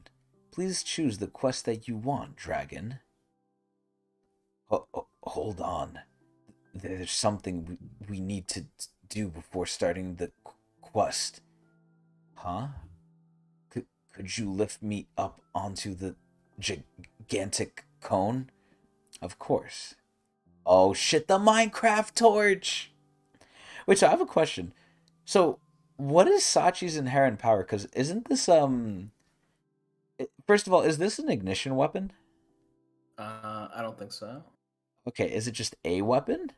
I think I remembered him saying that it's a spell. He signed a contract essentially to use this to So my command the question is, thorns. what is Sachi's own power? Like, what is he adept at? I think this is all we've seen him do, pretty much, just controlling the thorns and stuff. So he hasn't really used his own power. He's just using the spell. Yeah, unless that is his power. I mean, I don't know. I mean, he probably flexes and does some other stuff too, but this is definitely, I mean, for as far as we know, his main thing. Okay, and with this power, right? Hmm. If we're assuming it's magic, he is a demon the only thing you have to or you can make a deal with to get magic, or is there other entities you could make a deal with? I'm sure there's other entities, but You seen any other entities, or have you only seen demons? I don't really know. I don't think so. Fuck. So is it Spells are safe? very hard to understand in Tower of God. Okay. So it's safe to Or assume that he probably made a deal with a demon. yeah, I mean, he said he traded. I think he traded his eye for it. That's why he Oh. covers his face. Oh damn. Oh shit. Okay. Because I was about He to has like say a like thorn tattoo like on his side yeah, I was about to ask like what for was the the marking. negative that he probably got from the demon, but I forgot his Hmm. fucking eye is not there. All right, so he literally made a giant fucking thorn thing, vine. Oh yeah. Looks like a hentai, I know. Oh yeah, wrapping around. He's about to drop in, Vor style. Oh shit, he's stomping with his military grade Tims. Hmm. Oh shit, he's looking. I am Batis. Are you listening? I have come to deliver a message from Han Sung Yu. What's he doing? As promised, I've found someone who can make your wish come true, Edwan. Oh fuck, what's going on here? I hope you will help us fight the big breeder who rules this place and clear the path to King Jihad. Join us. Help us fight the data of the big breeder and King Jihad. See, this makes me question something now. They want Edwan to go against his leader? Hmm. I don't know what happened in the data world. This is where this might not be indicative of the real world, right? Like, Kud Edwan in the real world might be all for Jihad, but maybe in the data world something happened. But damn, like this is kind of weird. Like you're going to the management to tell on another person in management where it's like they're probably all friends anyway. You shouldn't be telling them this. I think the beginning was kind of important. He said that he found someone who could do the thing that you want or whatever. What did he say in the beginning? If you just scroll up, what was the His first thing wish, Bada said? Yeah, his like your wish. wish. So and we know that Edwan kind of only really cares about himself. Uh So huh. if you help him with whatever he needs, then sure, whatever, we'll go against Jihad. You know what I mean? Like based Wow. off his personality, it just kind of seems like what he would do. Like it doesn't seem like his loyalty is like too strong or anything like that. Yeah. Like talking bad about Jihad around him won't get you executed, I don't think. Okay, so let me ask you this. Let me ask you this. From what you know, or from what we know, if you talk bad around about Jihad around Gustang, he probably won't do anything, right? I'm assuming he won't. Um, Yeah, I don't think so. okay. This is where if you talk bad about Gustang with sorry, not about Gusting. About Jihad with Edwan. Now I'm assuming he won't do anything either. Mm-hmm. Let me see. What other family heads do we know? Um, what None. about Han? If you talk about Jihad Oh, badly in front of Han, will he do anything? honestly, I don't feel like he'd care either. Yo, what the fuck? Yo, what kind of setup is Jihad doing here? Are these Pretty really his loose one. shooters? Like, what's going on? I don't think so. I don't think. I feel like the way you're thinking of this is not. Well, I mean, it makes sense the way you see it, but as we get closer to reality and we learn more about the family heads, you'll realize that they're all their own people and they're just kind of doing their thing. You know what I mean? Like, as long as everything is stable and nothing's going crazy in the tower, like, who cares? Like, everyone has their own problems. You know what I mean? Dude, this is Like, wild because they're not gonna waste their time being super loyalist and enforcing everything. this is crazy. Because But I mean, that could be different. Like some family heads could definitely be like that, but all of them, expecting all of them to be like that yeah, is a no, bit of much. course, but already like all the ones we know are somewhat Jihad haters. Well, not haters, but like they really are not like loyal. Like they're Not not. necessarily. I From what we've guess seen, the Lopobia has been very loyal. the family To head. like Ren, yeah. Well, the I'm family talking about people family in head there. specifically. Oh, okay. Because you would kind of, I would assume as you go up the chain of command, things get stricter with how you're supposed to do things, Mm-hmm. right? Like, Yeah. you're not going to expect the petty officer, roaming the streets to be like on his P's and Q's, but you're going to expect the grand general to be like, the standard of honor. Like, you're going to expect him to lead as he wants, like, his troop to conduct themselves. Because it Yeah. trickles down. I think here it's kind of the opposite, or if not the opposite, maybe like a bell curve Uh where huh. it's like in the beginning you got the people who don't care, and then as you rise up the ranks, you see more and more people care. But then In the once you reach a middle, certain point, it starts to go like, yeah, these people are higher office than the others, but they care less. they care more about Is how I themselves. see. Yeah, they care more about themselves. Like they're already That's taken care of. wild. Yeah, I mean, Damn. so I guess the people in the middle are kind of pulling most of the weight in terms of like enforcing things. You know what I Being mean? being loyalistic. Yeah. Okay. So here's my question now. So I don't think you'll have an answer for this because probably just lack of information, but the only other family head we have on here is what the fuck is the grass one? You remember his ass? Lopobia. That's Lopobia. So do Yeah. you think if you badmouth Jihad around him, is he super loyalist or do we just not know? We don't know, but we Okay. do know that there are some people in his family that are very Oh yeah, loyalist, right? they're very much Ren, crazy. for Yeah. sure. We have the Lopobia princess girls who seem very loyal to Jihad. You know what I see Ren as? I see Romeo and Ren as Shilio. he's a fucking snitch. Like he'll just run to Jihad and tell on you and like it'll get him like good boy points. Yeah. But yeah, no, the girls too, the princesses too. Yeah. But also, like, Ren is a bit sadistic about it too. Like, he likes stomping on people when they're on the ground. You Yeah, know what I he's mean? like Like, he kind Chung. of. He was messing with the knock and he was trying to get like Endorsey to kill a knock for him and he was like very excited to see it happen. Like he's He was that like type of he was guy. coming from his mouth. Yeah. Also, Yeah, he didn't likes to fight too. He got very excited at the prospect of fighting Yuri and fighting Han Sung Yu at in season one. yeah, isn't that kind of a Although, mistake though? Because look what yeah, it was a happened. mistake in both cases. Yeah. So he's just it's not even like he's strong. He's just overconfident and crazy. Like he doesn't know what he He can't is a little handle. crazy. Yeah. He came from like I remember that scene. He came from his mouth. He started drooling. And Yuri basically one shot everything that he summoned. Yeah. It was a fish.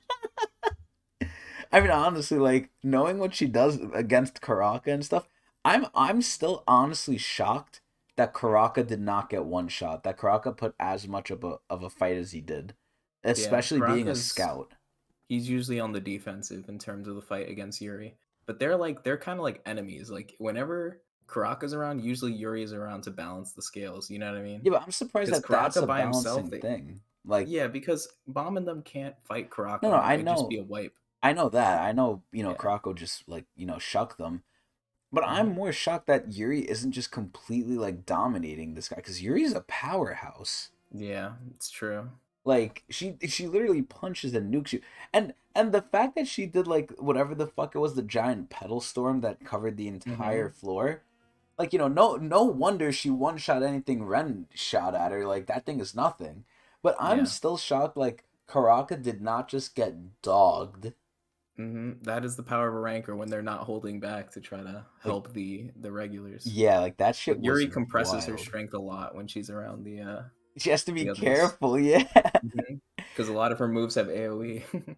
Bro, that's so she can't go fully out. It's like that thing in Dragon Ball where like, all right, let's go to somewhere we can really fight. Yeah, exactly. I love that analogy. Yeah. Because they can't do they blow up It's half funny, the that fucking happens every planet. time in Yeah. Dragon Ball Z, and they just universally agree Yeah, they're like, to all right, let's go. And I don't know why the villains agree either. Like the villains can yeah. be more assholes and just be like, no. Yeah, but that's exactly what you need for a ranker fight. You need to take it somewhere, Let's take far this away. outside, yeah. Exactly. That's hilarious. But wow, yeah, no, I'm just shocked like that he might just go against Shahab like that.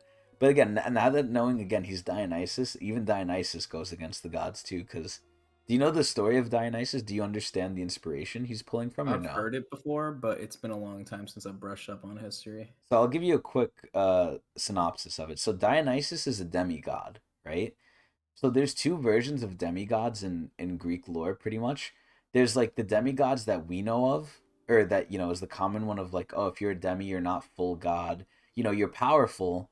You could do like amazing feats, but you're still mortal. You could still Like die. Hercules or something? No, see, Hercules is a demi, but he's like a god. So that's the other version. The other version of demi is you're just a god, but you either had to earn it or like you're not from full god parents. You are from part human, but you're still basically a god. So it's demi the way we know it, where you're really strong, but you're still human. You're mortal. You could die.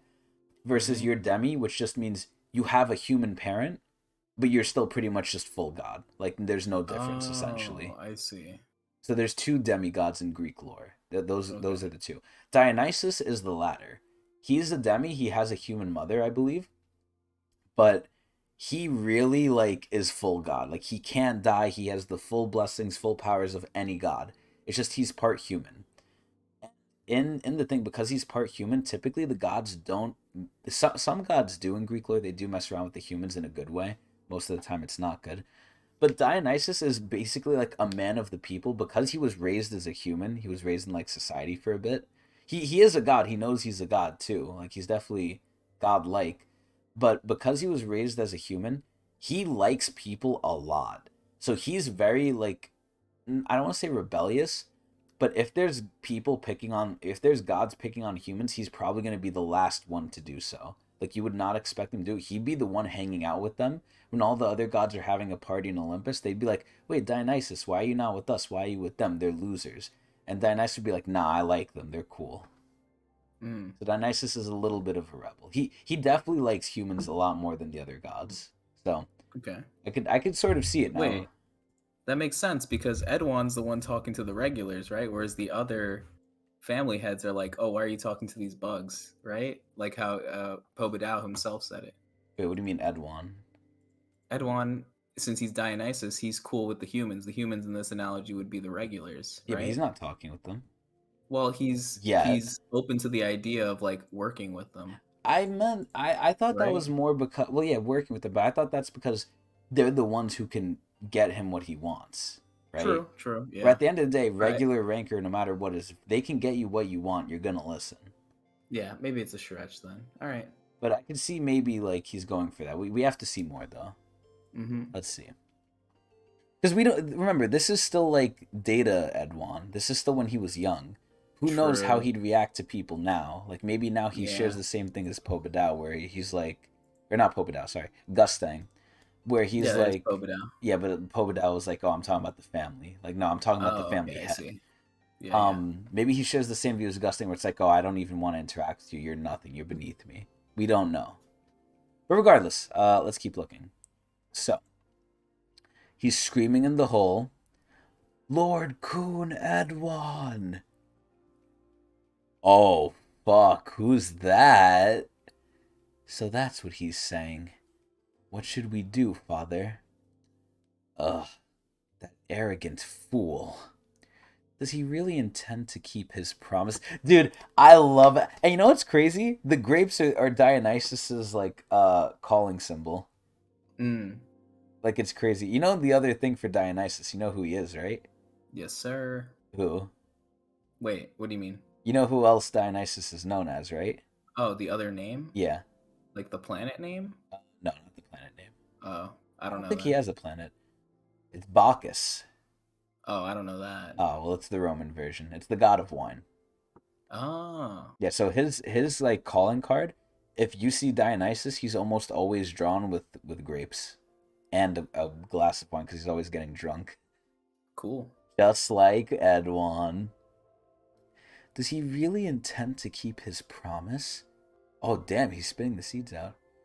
Bring them to this stage. Oh, shit, he's standing up!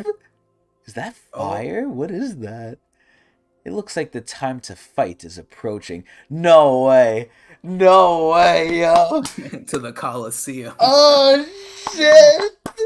Nah, it's probably to fight the big breeders, but whatever. Yeah, I thought I pretty much thought it was like either to fight the big breeders or jihad.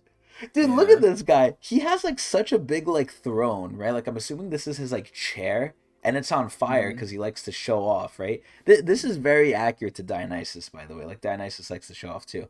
Um, Hmm. but look at like how much it's oversized, and he's just laying here on like a little blanket eating a plate of grapes.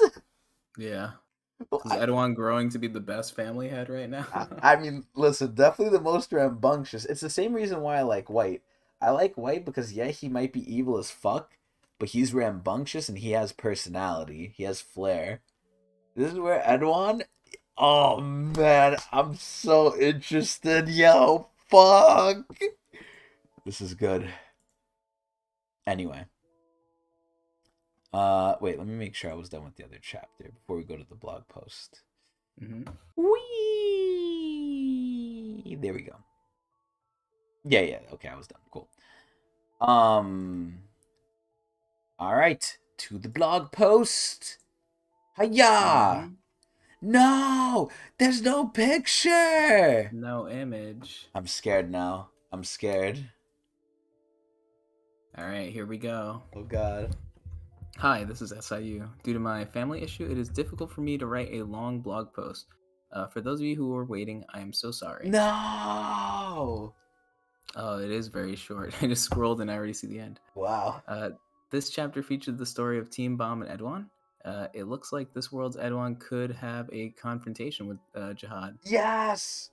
Big Breeder and Edwan's stories will probably be continued in next week. I wonder who's the new Big Breeder. I hope you will be excited about future I stories. am.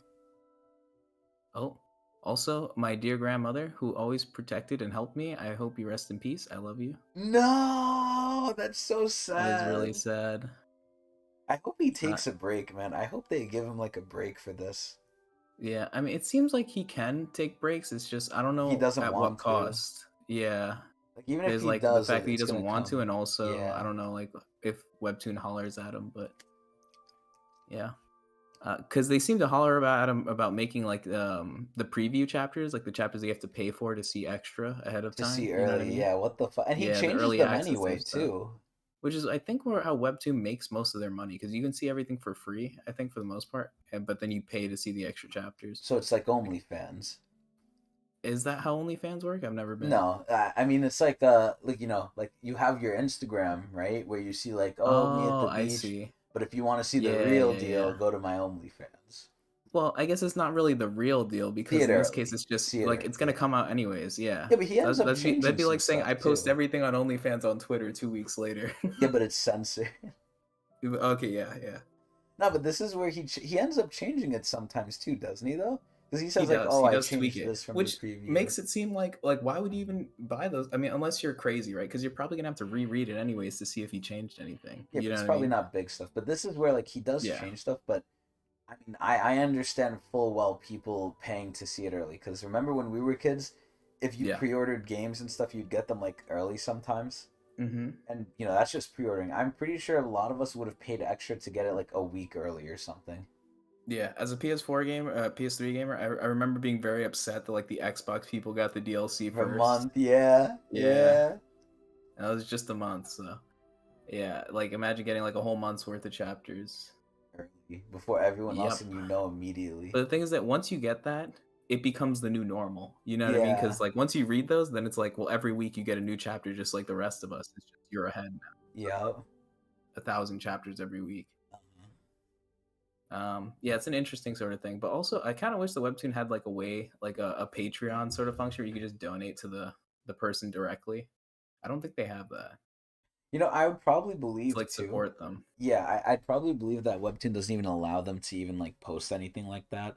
Like, oh, hey, Yeah, if you enjoyed, you could consider donating to me, or here's my page or something. I'm pretty sure Webtoon yeah. probably disallows that too, which is I probably think sad. so, but I wonder why, because they could probably take a cut of it. Like even Patreon takes a cut of like Yeah, the but this is money where that they're you send to stupid. people.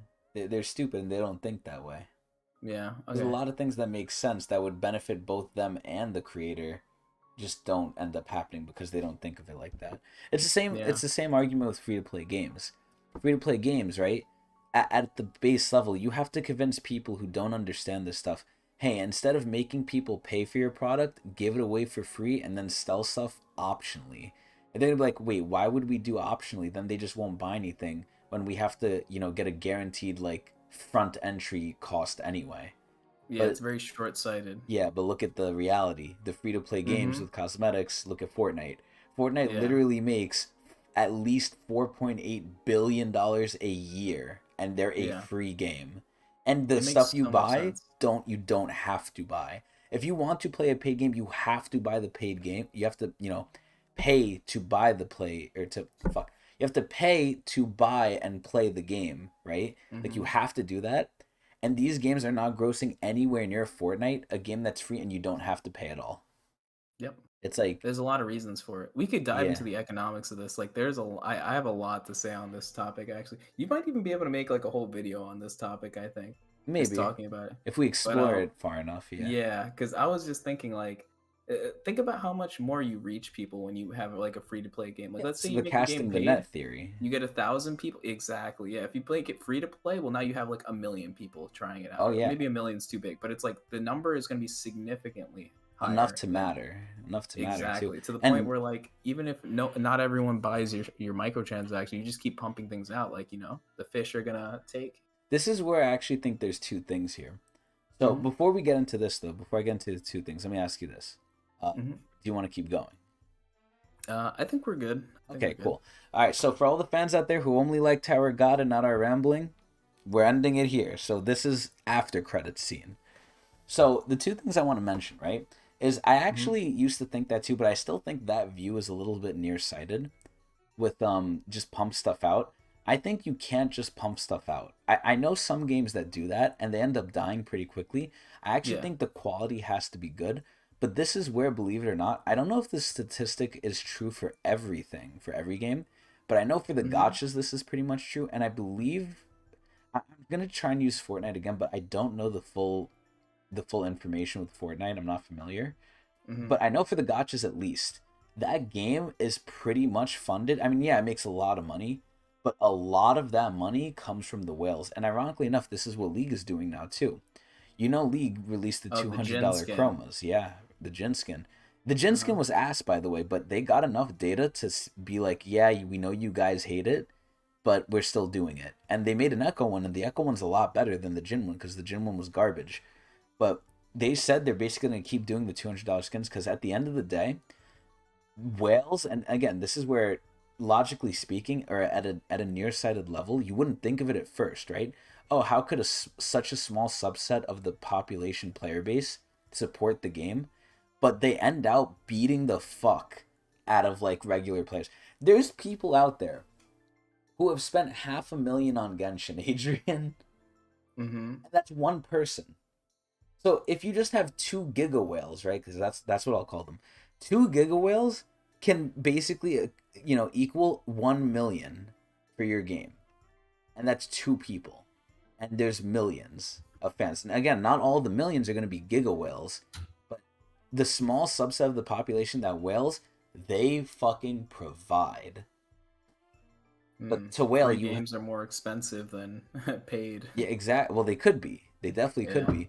But this is where like you have to offer an incentive structure. Ironically enough, Fortnite doesn't really Hmm. have that aside from collecting. It needs to be something that makes you either stand out or something that's hard to get. Because look at Genshin, you could get the 5-star, sure, but you could get the 5-star at C6, where they have all these crazy abilities you'll never, like a normal person will never see unless they grind for like years and only focus on that character. It's like it's gonna make you stand out above. And again, with the $200 chroma, in League they offer the $200 chroma because it makes you stand out, it puts you apart, and the main way you get it is not from being skilled, it's from having money. But there's people Mm, who, if they're willing to buy with money, they probably have money anyway, and they're gonna wail on a lot more stuff too.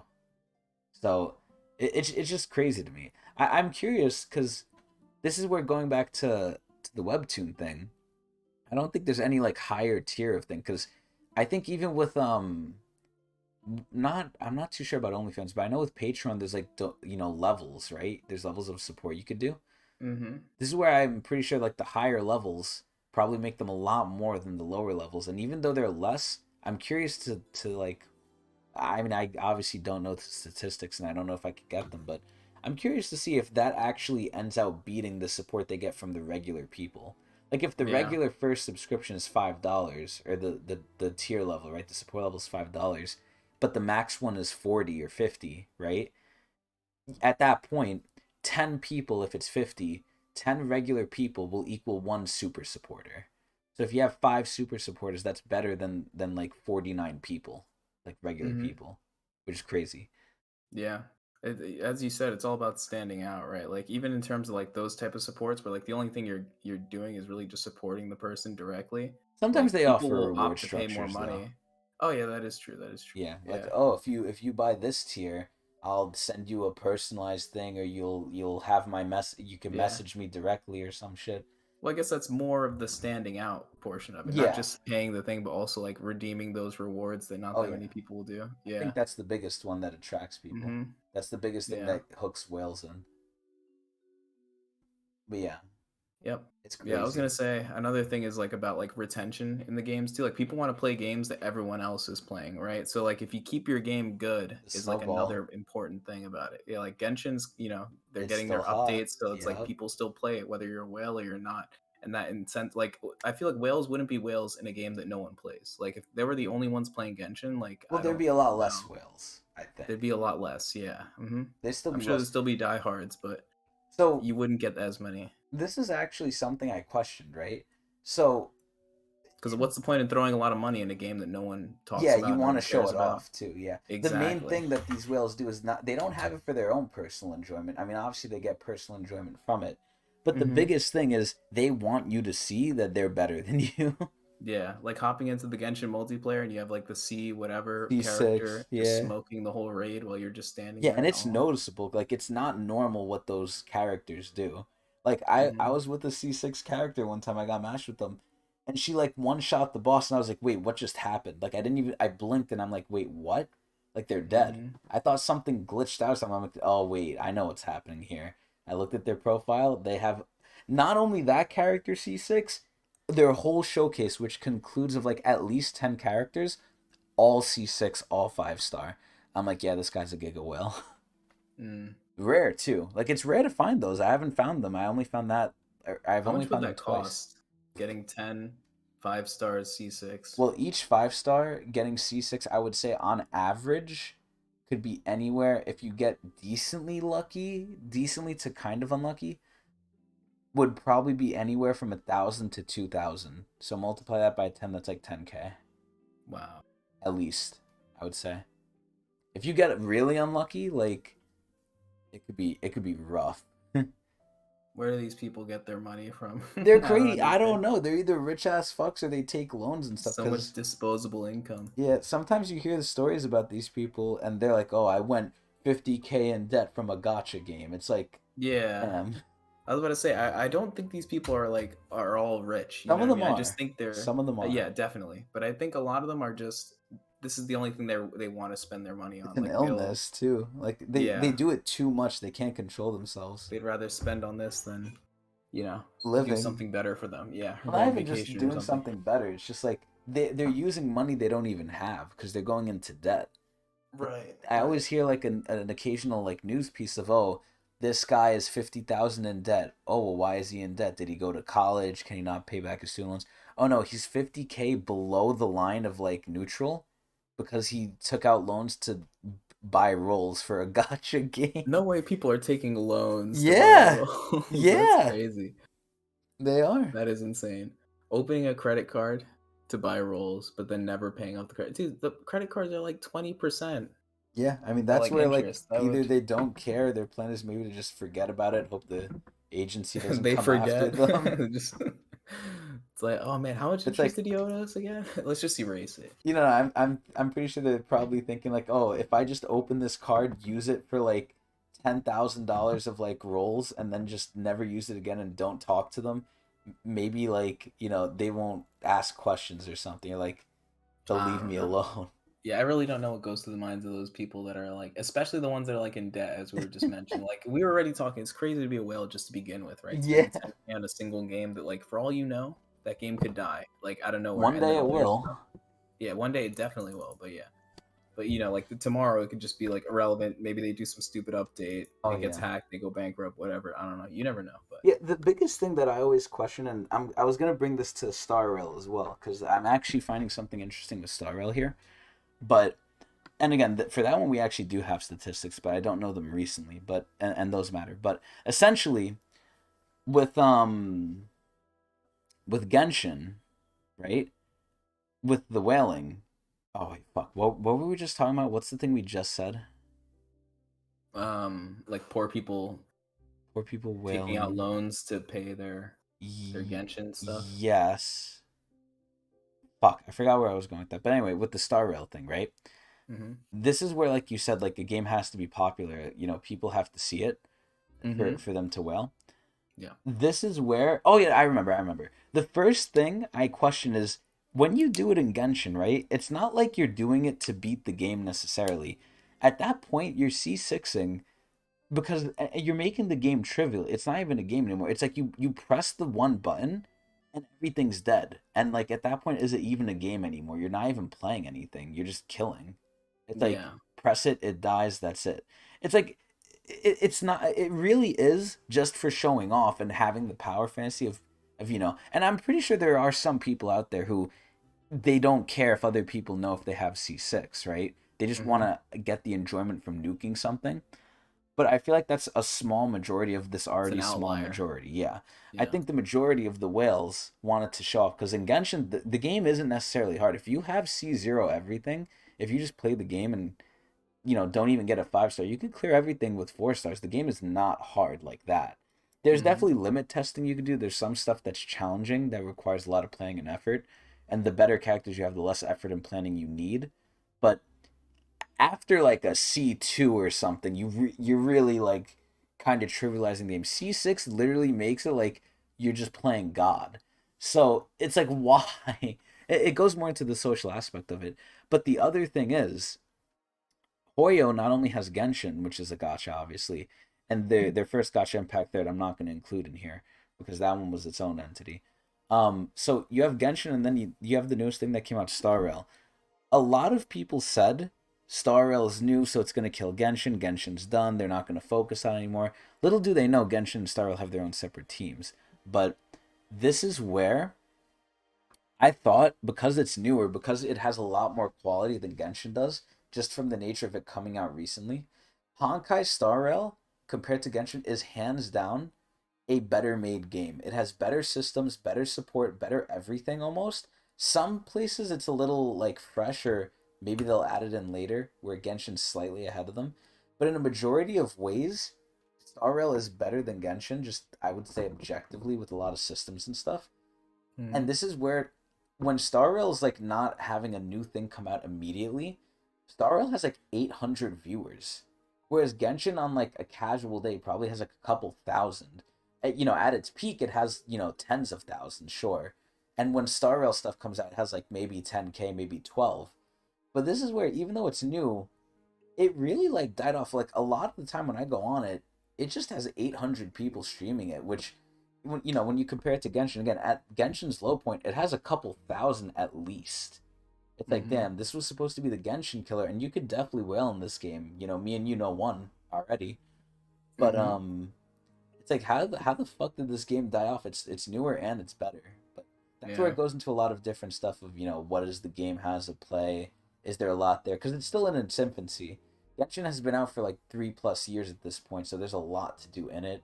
Plus Yeah, it the might be the nature of it. seniority. And also Yeah, the fact that like Genshin didn't necessarily die. Like they're still doing their thing with the updates and stuff like that. yeah. I just So find it's it not like funny. anything in Genshin slowed down. They find well, oh yeah, if anything, it improved for sure. But this is where I Hmm. find it funny that they were like, oh yeah, Star Rail's gonna beat it up. Stars might kill it. It's gonna make it the fucking abused, forgotten about child. And in my eyes, I didn't want them to be right because I like Genshin more, and I Hmm. wanted, Star Rail to not take that spot. And the sad part is, when Star Rail came out, I thought it would. I actually thought with how good of a game it is, system wise, feel wise, just all the love and care they put in, the amount of, I guess, listening they do, because it's a different team, and I think it's a better team. The amount of stuff they put into Star Wars stuff, I was actually thinking, okay, this can be better than Genshin, and it's the exact opposite. It's nearly dead on its off seasons, and I'm like, what the Mm. fuck is going on? But it's crazy. But monetization, the way games have to run now. Uh, Yeah. But anyway, do you have anything else you want to say about the whole monetization thing? Maybe Webtoon, because we kind of veered off from Webtoon a lot. Yeah. I think we talked a lot about the doom and gloom, but I think there's a place where like this could be beneficial for both parties. You know what I mean? Well, Like you Webtoon said, the does whales need are to the make main their target, money right? somehow, right? The games do need to make their money. Granted, Yeah. Genshin and stuff makes too much, but this is And because of where that, Webtoon, yeah, normal people can enjoy the game too. You know what for I mean? Like free, people that yeah. don't want to spend money can still enjoy the game. No one Oh has yeah. to pay for the thing. So there is a world where like the people can make their money, the rich people can make their money, and also the normal gamers can like enjoy and have fun. See, it's very Just hard. finding that middle ground. But It like they're always gonna try to push the boundaries. Exactly, and this is where I think the evil comes in. I think Hmm. free to play, or just monetization in general, it has to obviously meet a certain point for the creator to be financially feasible, right? Because at the end of the Hmm. day, games are games, but they need to be profitable. And here's what I'm going to say about this: Fortnite being free is great, but the reason it's still free is because it makes 4 point whatever billion, 5 billion a year. I Hmm. bet you if it wasn't profitable, not only would it not be free, they would change it up. Maybe they'd even scrap it. It'd be dead. The only reason things are good for the free people is because things are paid for it so much. It's like we are benefiting from this evil in a way, which Hmm. is good.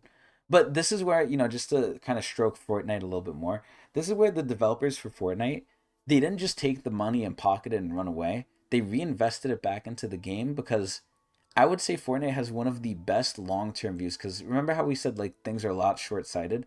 Fortnite is very long viewed. Like they have a very long view of things. They're not Yeah, the short people sighted at working all. on that are yeah, they're Yeah, smart. like they Hmm. already just started doing like alternate game modes. They knew Fortnite was dying, right? Look at what they Hmm. did with Save the World. The whole history of Fortnite. Save the World was dying. They came out. It was like it started off strong like every game does, but then it massively fell. Like no one wants to play Save the World. No one. Most people don't even know that exists anymore. I don't. And yeah, and it still does. They still update it, believe it or not. So this is where Save the World was a flop. So what they do last ditch effort? Hey, make a BR. BR came out. Look, it's went crazy. This is where BR started dying, right? They redid it. They did like they killed Fortnite for a bit. They changed a lot of stuff up. Now I always questioned they can't keep doing this forever. There's only so much they could change Fortnite forever, right? Hmm. Like with massive changes, they can't keep raising the bar and keep beating it. It's not going to happen. But they kept doing it decently well. But they did eventually start slowing down. I was like, okay, I'm kind of seeing like it's equalizing. It's not dying, but it's equalizing to where people know what to expect from Fortnite. And if it's not knocking your socks off, which it can't keep doing forever, then it's gonna start dropping off, which it did. Now look what they Hmm. did. Lego Fortnite, Fortnite Racing, and that's just and Fortnite Guitar Hero, and that's just the beginning. We're gonna get Yeah. Fortnite everything. Already they started with the collabs. This is where they reinvest it back into the game, and they're very fair. Because you know what they just did recently too? Hmm. In the battle pass, they give you free V Bucks, right? And free quote unquote if you obviously buy the battle pass, which you could earn for free eventually. But this is where they give you more than enough to not only get the next battle pass, but you have a little extra so eventually you could keep saving up and buy a skin in the shop, right? Because Fortnite has so many collabs, they have so much stuff in the shop. People actually got annoyed at Fortnite, where Fortnite like sort of listened and reduced the shop for a little bit. Where the shop was so big, people were like, "There's so much shit in here." I've never seen an in-game shop as big as Fortnite's on the daily. So this is where, because they now have so much stuff, you know what they did? They injected more V-Bucks for free into the battle pass now. So now, before, let's just say it costed 950, they'd give you 1200, like if you complete everything. So again, you have your 950 for the next one plus a little extra. Now instead of Mm-hmm. 1200, they raised it to 1500. They're not raising the cost of the battle pass either. Like, Yeah. everything's the same. They're just straight up giving you more because they know they need to keep giving you a little bit to keep you hooked. And this is where there's so much shit out. If you can only buy one thing every so often, but there's so much more that you want, you're gonna get frustrated, and obviously you'll pay your money. But this is where there's like some goodwill there, to where like, oh, we'll give you a little bit more, so you could get a little bit more of the drugs for free, so you're more incentivized to keep buying. Yeah. That goes back into like the whole long term philosophy versus short term. Like they're thinking of the long term. Like Oh any other yeah, company would never do this. They would never like why would we give you more free stuff? You know exactly. what I mean? Like Yeah, just buy it, you know what I mean? yeah, exactly. And But you to know, them they think about it. you know what the crazy part is too? A lot of other companies, they do it very insidiously, where, and it's little Hmm. things too. If you go into the shop and you buy something, if you accidentally click it, you buy it, right? Like, there's no Hmm. safeguard. Fortnite has safeguards because obviously a lot of kids play their game too. But this is where, they could very easily be like grimy or scummy about it, and they're not. And it really begs the question: are they getting so much money because the game is good? Are they getting so much money because they're employing these good practices? Like, for instance, in the shop, right? You can't accidentally buy something. You have to hold down something, like you have to hold down a button for 5 seconds to actually purchase something. You can't accidentally click like you could in other games, right? Especially in Hmm. Genshin, you can accidentally click it in Genshin. Um, so this is where you can't accidentally do it. They put that safeguard in when they didn't need to, and even with that, they still let you refund it if you're like unsatisfied. Other games won't give you a refund, and you could do it accidentally. But Epic is like, not only do they produce good content and they do all this stuff for the game, but they have all this like safeguards too. It's like, it's proving the exception, and I really hope it's because they do all this and the game is good, because it can't just be the game is good. I thoroughly believe, and I wish more people like Webtoon, maybe even for instance, would adopt this mentality of, you scratch our back, we scratch yours. It's mutual altruism, where it's like they Hmm. don't have to do this. They could very easily be dickheads, but they're not, and it's working out better for everyone, for them and for us. Yeah. I just want to say on the subject of the shop thing, I think the reason they did that might have been partially due to the fact that they were under fire from previous cases that like hit the headlines about like oh stole my mom's credit card and spent it all on V V Bucks, that type of Bucks. shit. Yeah. Yeah, like I that thought that that was more as for the funny as V it is, Buck it is a card. joke, but it literally did happen, Oh yeah, and it no, I was like know. a It happens for legitimate thing. So Genshin that might have too. been why they changed it, but also like the fact that they did it and didn't just like complain and say, "Oh no, it's the kid's fault" or whatever, like just let like use the legal teams to block them, which I'm sure they probably could. They just Yeah, they didn't have to fixed the do problem. this. Yeah, they didn't Yeah, have to. That's where a majority of companies do not do what they did. They fix the yeah. Like problem. the company could get away with it. Like they could They totally could have get kept away with doing doing it. whatever they're doing. Yeah. Yeah, but they decided to just fix it. Yep. Which is like the right thing to do. But Yeah. like the short term profit type people would just be like, why would you do that? The Yeah. mom steal the mom's credit card, like that's our boy, he's Yeah. making us Yeah. We money. like him. We like him. Yeah. But in the long run, it's not good. It Yeah. endangers the health of the game. See, it makes me question though: is Fortnite making so much money in the long run because of these long-term decisions, or is it just dumb luck? Because I can't think of any other game company that does everything Fortnite does in terms Yeah, of like Fortnite's very the thing. persistent. Like Yeah, they don't give up. They always try new things. They're always innovating, and that's what it is. Like I think that's what it is. It's the practice and just how persistent they are on the gameplay side of things. yeah. It's sad that I'm not sure though of that, because there's no other example that like proves the precedent. Yeah, I was actually watching like Philip DeFranco show like this afternoon or whatever, and it Uh, turns out Fortnite actually won a lawsuit like recently against Google Play Store too. Like that thing that they were really? talking about for a while, Oh saying that like they shit. have a monopoly over the Play Store and the downloads and stuff like that. I don't know if Fortnite has mobile. Do they have mobile? Because I Yeah, feel like that's the only way they would yeah, they get in do. trouble with that. Yeah, because they had to go through They Google w- Play yeah, Store they were fighting the and Apple Store too with this. They were fighting the Apple Apple. Store too, because Google and Apple take a huge They cut take a on cut. anything. Yeah. So you Yeah, know but what they it wanted to was? keep the profits themselves. Yeah, I know exactly what it was. So they were Mm-hmm. allowing you to buy V-Bucks in the game, which Mm-hmm. if you do that on a mobile platform, you have to give a cut to the the mobile developer. Oh, I see. But they didn't want to do that because they obviously, Mm-hmm. this is where they're greedy. They wanted more money for themselves.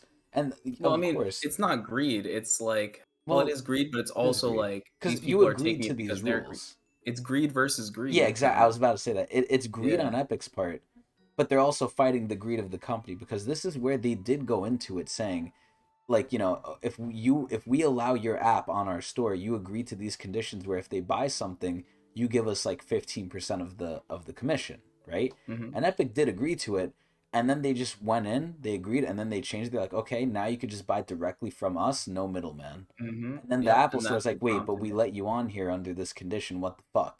Where it's like Yeah. they And then they are Epic's in like, their well, own. you're a monopoly, and Yeah, they fought and they're them. the only ones who could say it too. No one else can say Mm-hmm. that and like actually challenge it. Yeah, imagine if like an indie developer tried doing that. Yeah, like they Yeah. would get smoked. But Yep. like because It's a the power giant. that Epic has now, they can stand up to these people. Yeah. So it's like It's a it's giant giants versing a fighting each other. giant. Yeah. It's like Attack on Titan or something. Yep. Normal people can't fight these things, but if another Titan does it, oh Yeah. yeah. We got Aaron and the Iron Titan. And Yep. that just makes people like Fortnite even more. Like it's good press to see them like taking down whatever. Like they're just doing everything right, kind I of. Like it's know. It's a lot wild. of W's And all it's over. crazy because it's greedy. Like what they're doing It is is, yeah. It's greedy, like but it's they're benefiting us.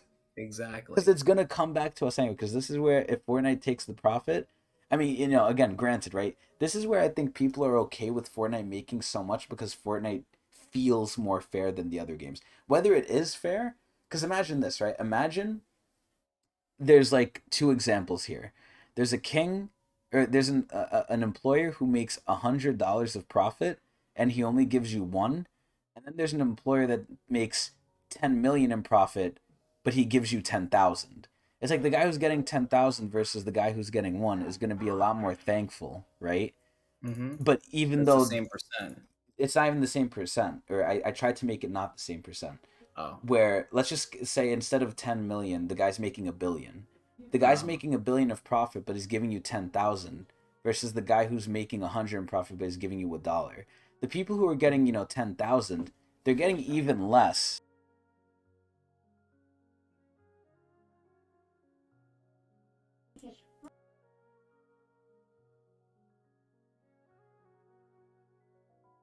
Yeah, so this is where they're getting a way less of a percent of what the profit is, but because you're still getting more, you're not really gonna say anything because it feels like Mm, okay. But if you know, like, I feel like if people know the reality of how much Epic actually makes off Fortnite alone, not only their other stuff, because Epic has other things they make money off of, but this is where like they make so much money. Yeah, they're giving us a lot more than the other places are giving us, but is it still fair when you look at it in the vacuum? I don't think yeah, it is, but people don't care because it's better than everyone else, so they don't exactly. notice it. This dips into the reality that every like company is essentially like shitting on us. So it's like Yeah, when one thing does something like better, they look like gods in comparison. exactly. Even though it's Yeah. probably still not fair, it doesn't matter because we don't notice it now because it's Yeah, better than but what we're it's used still a to. step in the right direction Yeah, though. So benefit of the yeah. doubt for them for sure. As long as they keep going on the path, hopefully, not only will it probably get better or hopefully gets better, but it's way better than everything else. So fuck it. The Yeah. worst one ever, Blizzard. Fuck Blizzard. Fuck you. Hate Yeah, Blizzard. absolutely. Pieces of Disgusting. shit. Yeah. You got to pay for their games and you got to pay for the other shit and then their management is like Terrible. a whole bunch of stuff going on there, yeah. Like I could make a whole. I probably should make a whole video, but I'm lazy as shit. Of just me complaining about how badly Blizzard has become. Because back in the day, Blizzard was like the gods of gaming. They were like the standard Yeah. of game. Now they're like a Mhm. stain on the industry where they're so greedy. I can give so many examples vehemently about Mhm. Blizzard or about Overwatch 2 and how that game is the epitome of they are milking that shit. They're milking Yeah. that shit. There's no soul. I think it's completely corpa, and it's sad because the bones of the game that were originally there, that were made by the original people, is a good it's good bones. Like the Mm-hmm. remnants of what was there that had soul is still good, but it's just like all the crap they put on top of it now. It's literally like the God Emperor from Warhammer. It's like a dying skeleton, but it's still being serviced to like help everyone. But the Yeah, skeleton itself is good, but it's being like twisted and misused now. I see. It's terrible. Like Yeah. I'm not gonna go too far into it, but their battle pass system, and again, I'm comparing it mainly to Fortnite because that's the best one out there. Their battle pass system, their monetization system, is so disgusting. It's so ass. It's so terrible. It makes me like, and sadly enough, it doesn't do it enough for me to actually do. But it makes me hate Blizzard and the game so much. I don't even want to play it. And God help me if I ever spend money on that shit. Maybe I will because I do play it so much. But fuck, man, it's such a toxic relationship because that game milks the shit out of you, and it's obvious. And it's like if you're gonna spit on me, at least hide that you're spitting on me. Don't do it in my face. Do it on my back. They open my mouth and do it in my mouth. It's like, are you serious? I Mm-hmm. hate them so much. It's so Yeah. terrible. I was just thinking, the people watching this video are gonna look around and be like, "Wow, this This video's is a a little long long." one, yeah. It's like they probably did a third chapter. It's like, no, we Nah. just argued we for Yeah. We put for the like an extra cutoff though. 30 We minutes. put the cutoff. Yeah, it's very important that you did that, but also Yeah. people skip around or whatever. But Yeah, how the fuck you gonna skip around? What? I have no idea. I I have feel no like for idea. stuff like this, you would not skip around. Yeah, I would yeah, you're hope. probably right. But anyway, that's pretty much it. I mean, do you have anything else on the topic you want to say or I talk think about? we've gone on long enough. Okay. Yeah, we're good. Ironically enough, I think this is still within the confines of a normal-ish episode because when we do two chapters, sometimes we do go 2 hours. We're at the 2 hour mark now. Yeah, and they were relatively short, and also the blog posts weren't too long Yeah, either. blog posts were short too. Mm-hmm. Yeah, so all good. So anyway, let me think. Do I have any lasting questions about Tower of God? I'm gonna hold whatever I do have because it probably is gonna get answered anyway. But oh Yeah. golly gee, am I excited for fucking Edwan, man. I want to see Edwan pop the fuck off. Mm-hmm. Granted, we're not gonna really see him like too crazy because he's not like like family head like version of Edwan. But I'm still Mm-hmm. expecting to see some crazy ass shit. We did see people calling him father too. So what does that imply? Yeah, I That had a person that question was in about the that straw. too. Yeah, I'm not gonna talk about that though because I already like signaled the end of the Tower of God stuff. So True. True. I'll, Yeah. Let's save the discussion. yeah, I'll bring it up like start of next episode. But we Mm-hmm. definitely have to update the tier list and everything. But I have questions, but I'll hold them. I hope everyone enjoyed. As usual, we do this live Twitch TV says Technics channel.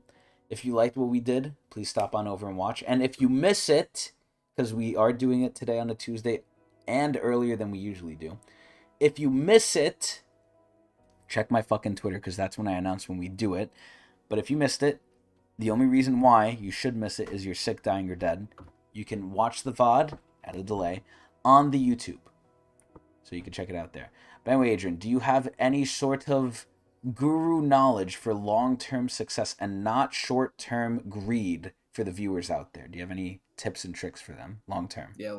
Learn how to cook. I was cooking for myself. Uh I huh. put way too much salt in my veggies, and like I'm the type of person's like I gotta eat it. You know what I Yeah, mean? I'm the same way. I I felt ain't throwing it disgusted out. I with gotta just myself. take the L and do I better was next like, time. dude, if only I knew how to cook, my quality of life would be so much better. I mean, I can cook, but just it needs to be Better. better. Yeah, Yeah, yours it is could be so better. much better. Okay, well, that's Adrian's advice. Long term success, one of the key building blocks, learn to cook for yourself. Mm-hmm. For me, you know, no really advice. That kind of we said enough. But anyway, we hope everyone enjoyed, and we'll see you guys next time, whenever that is.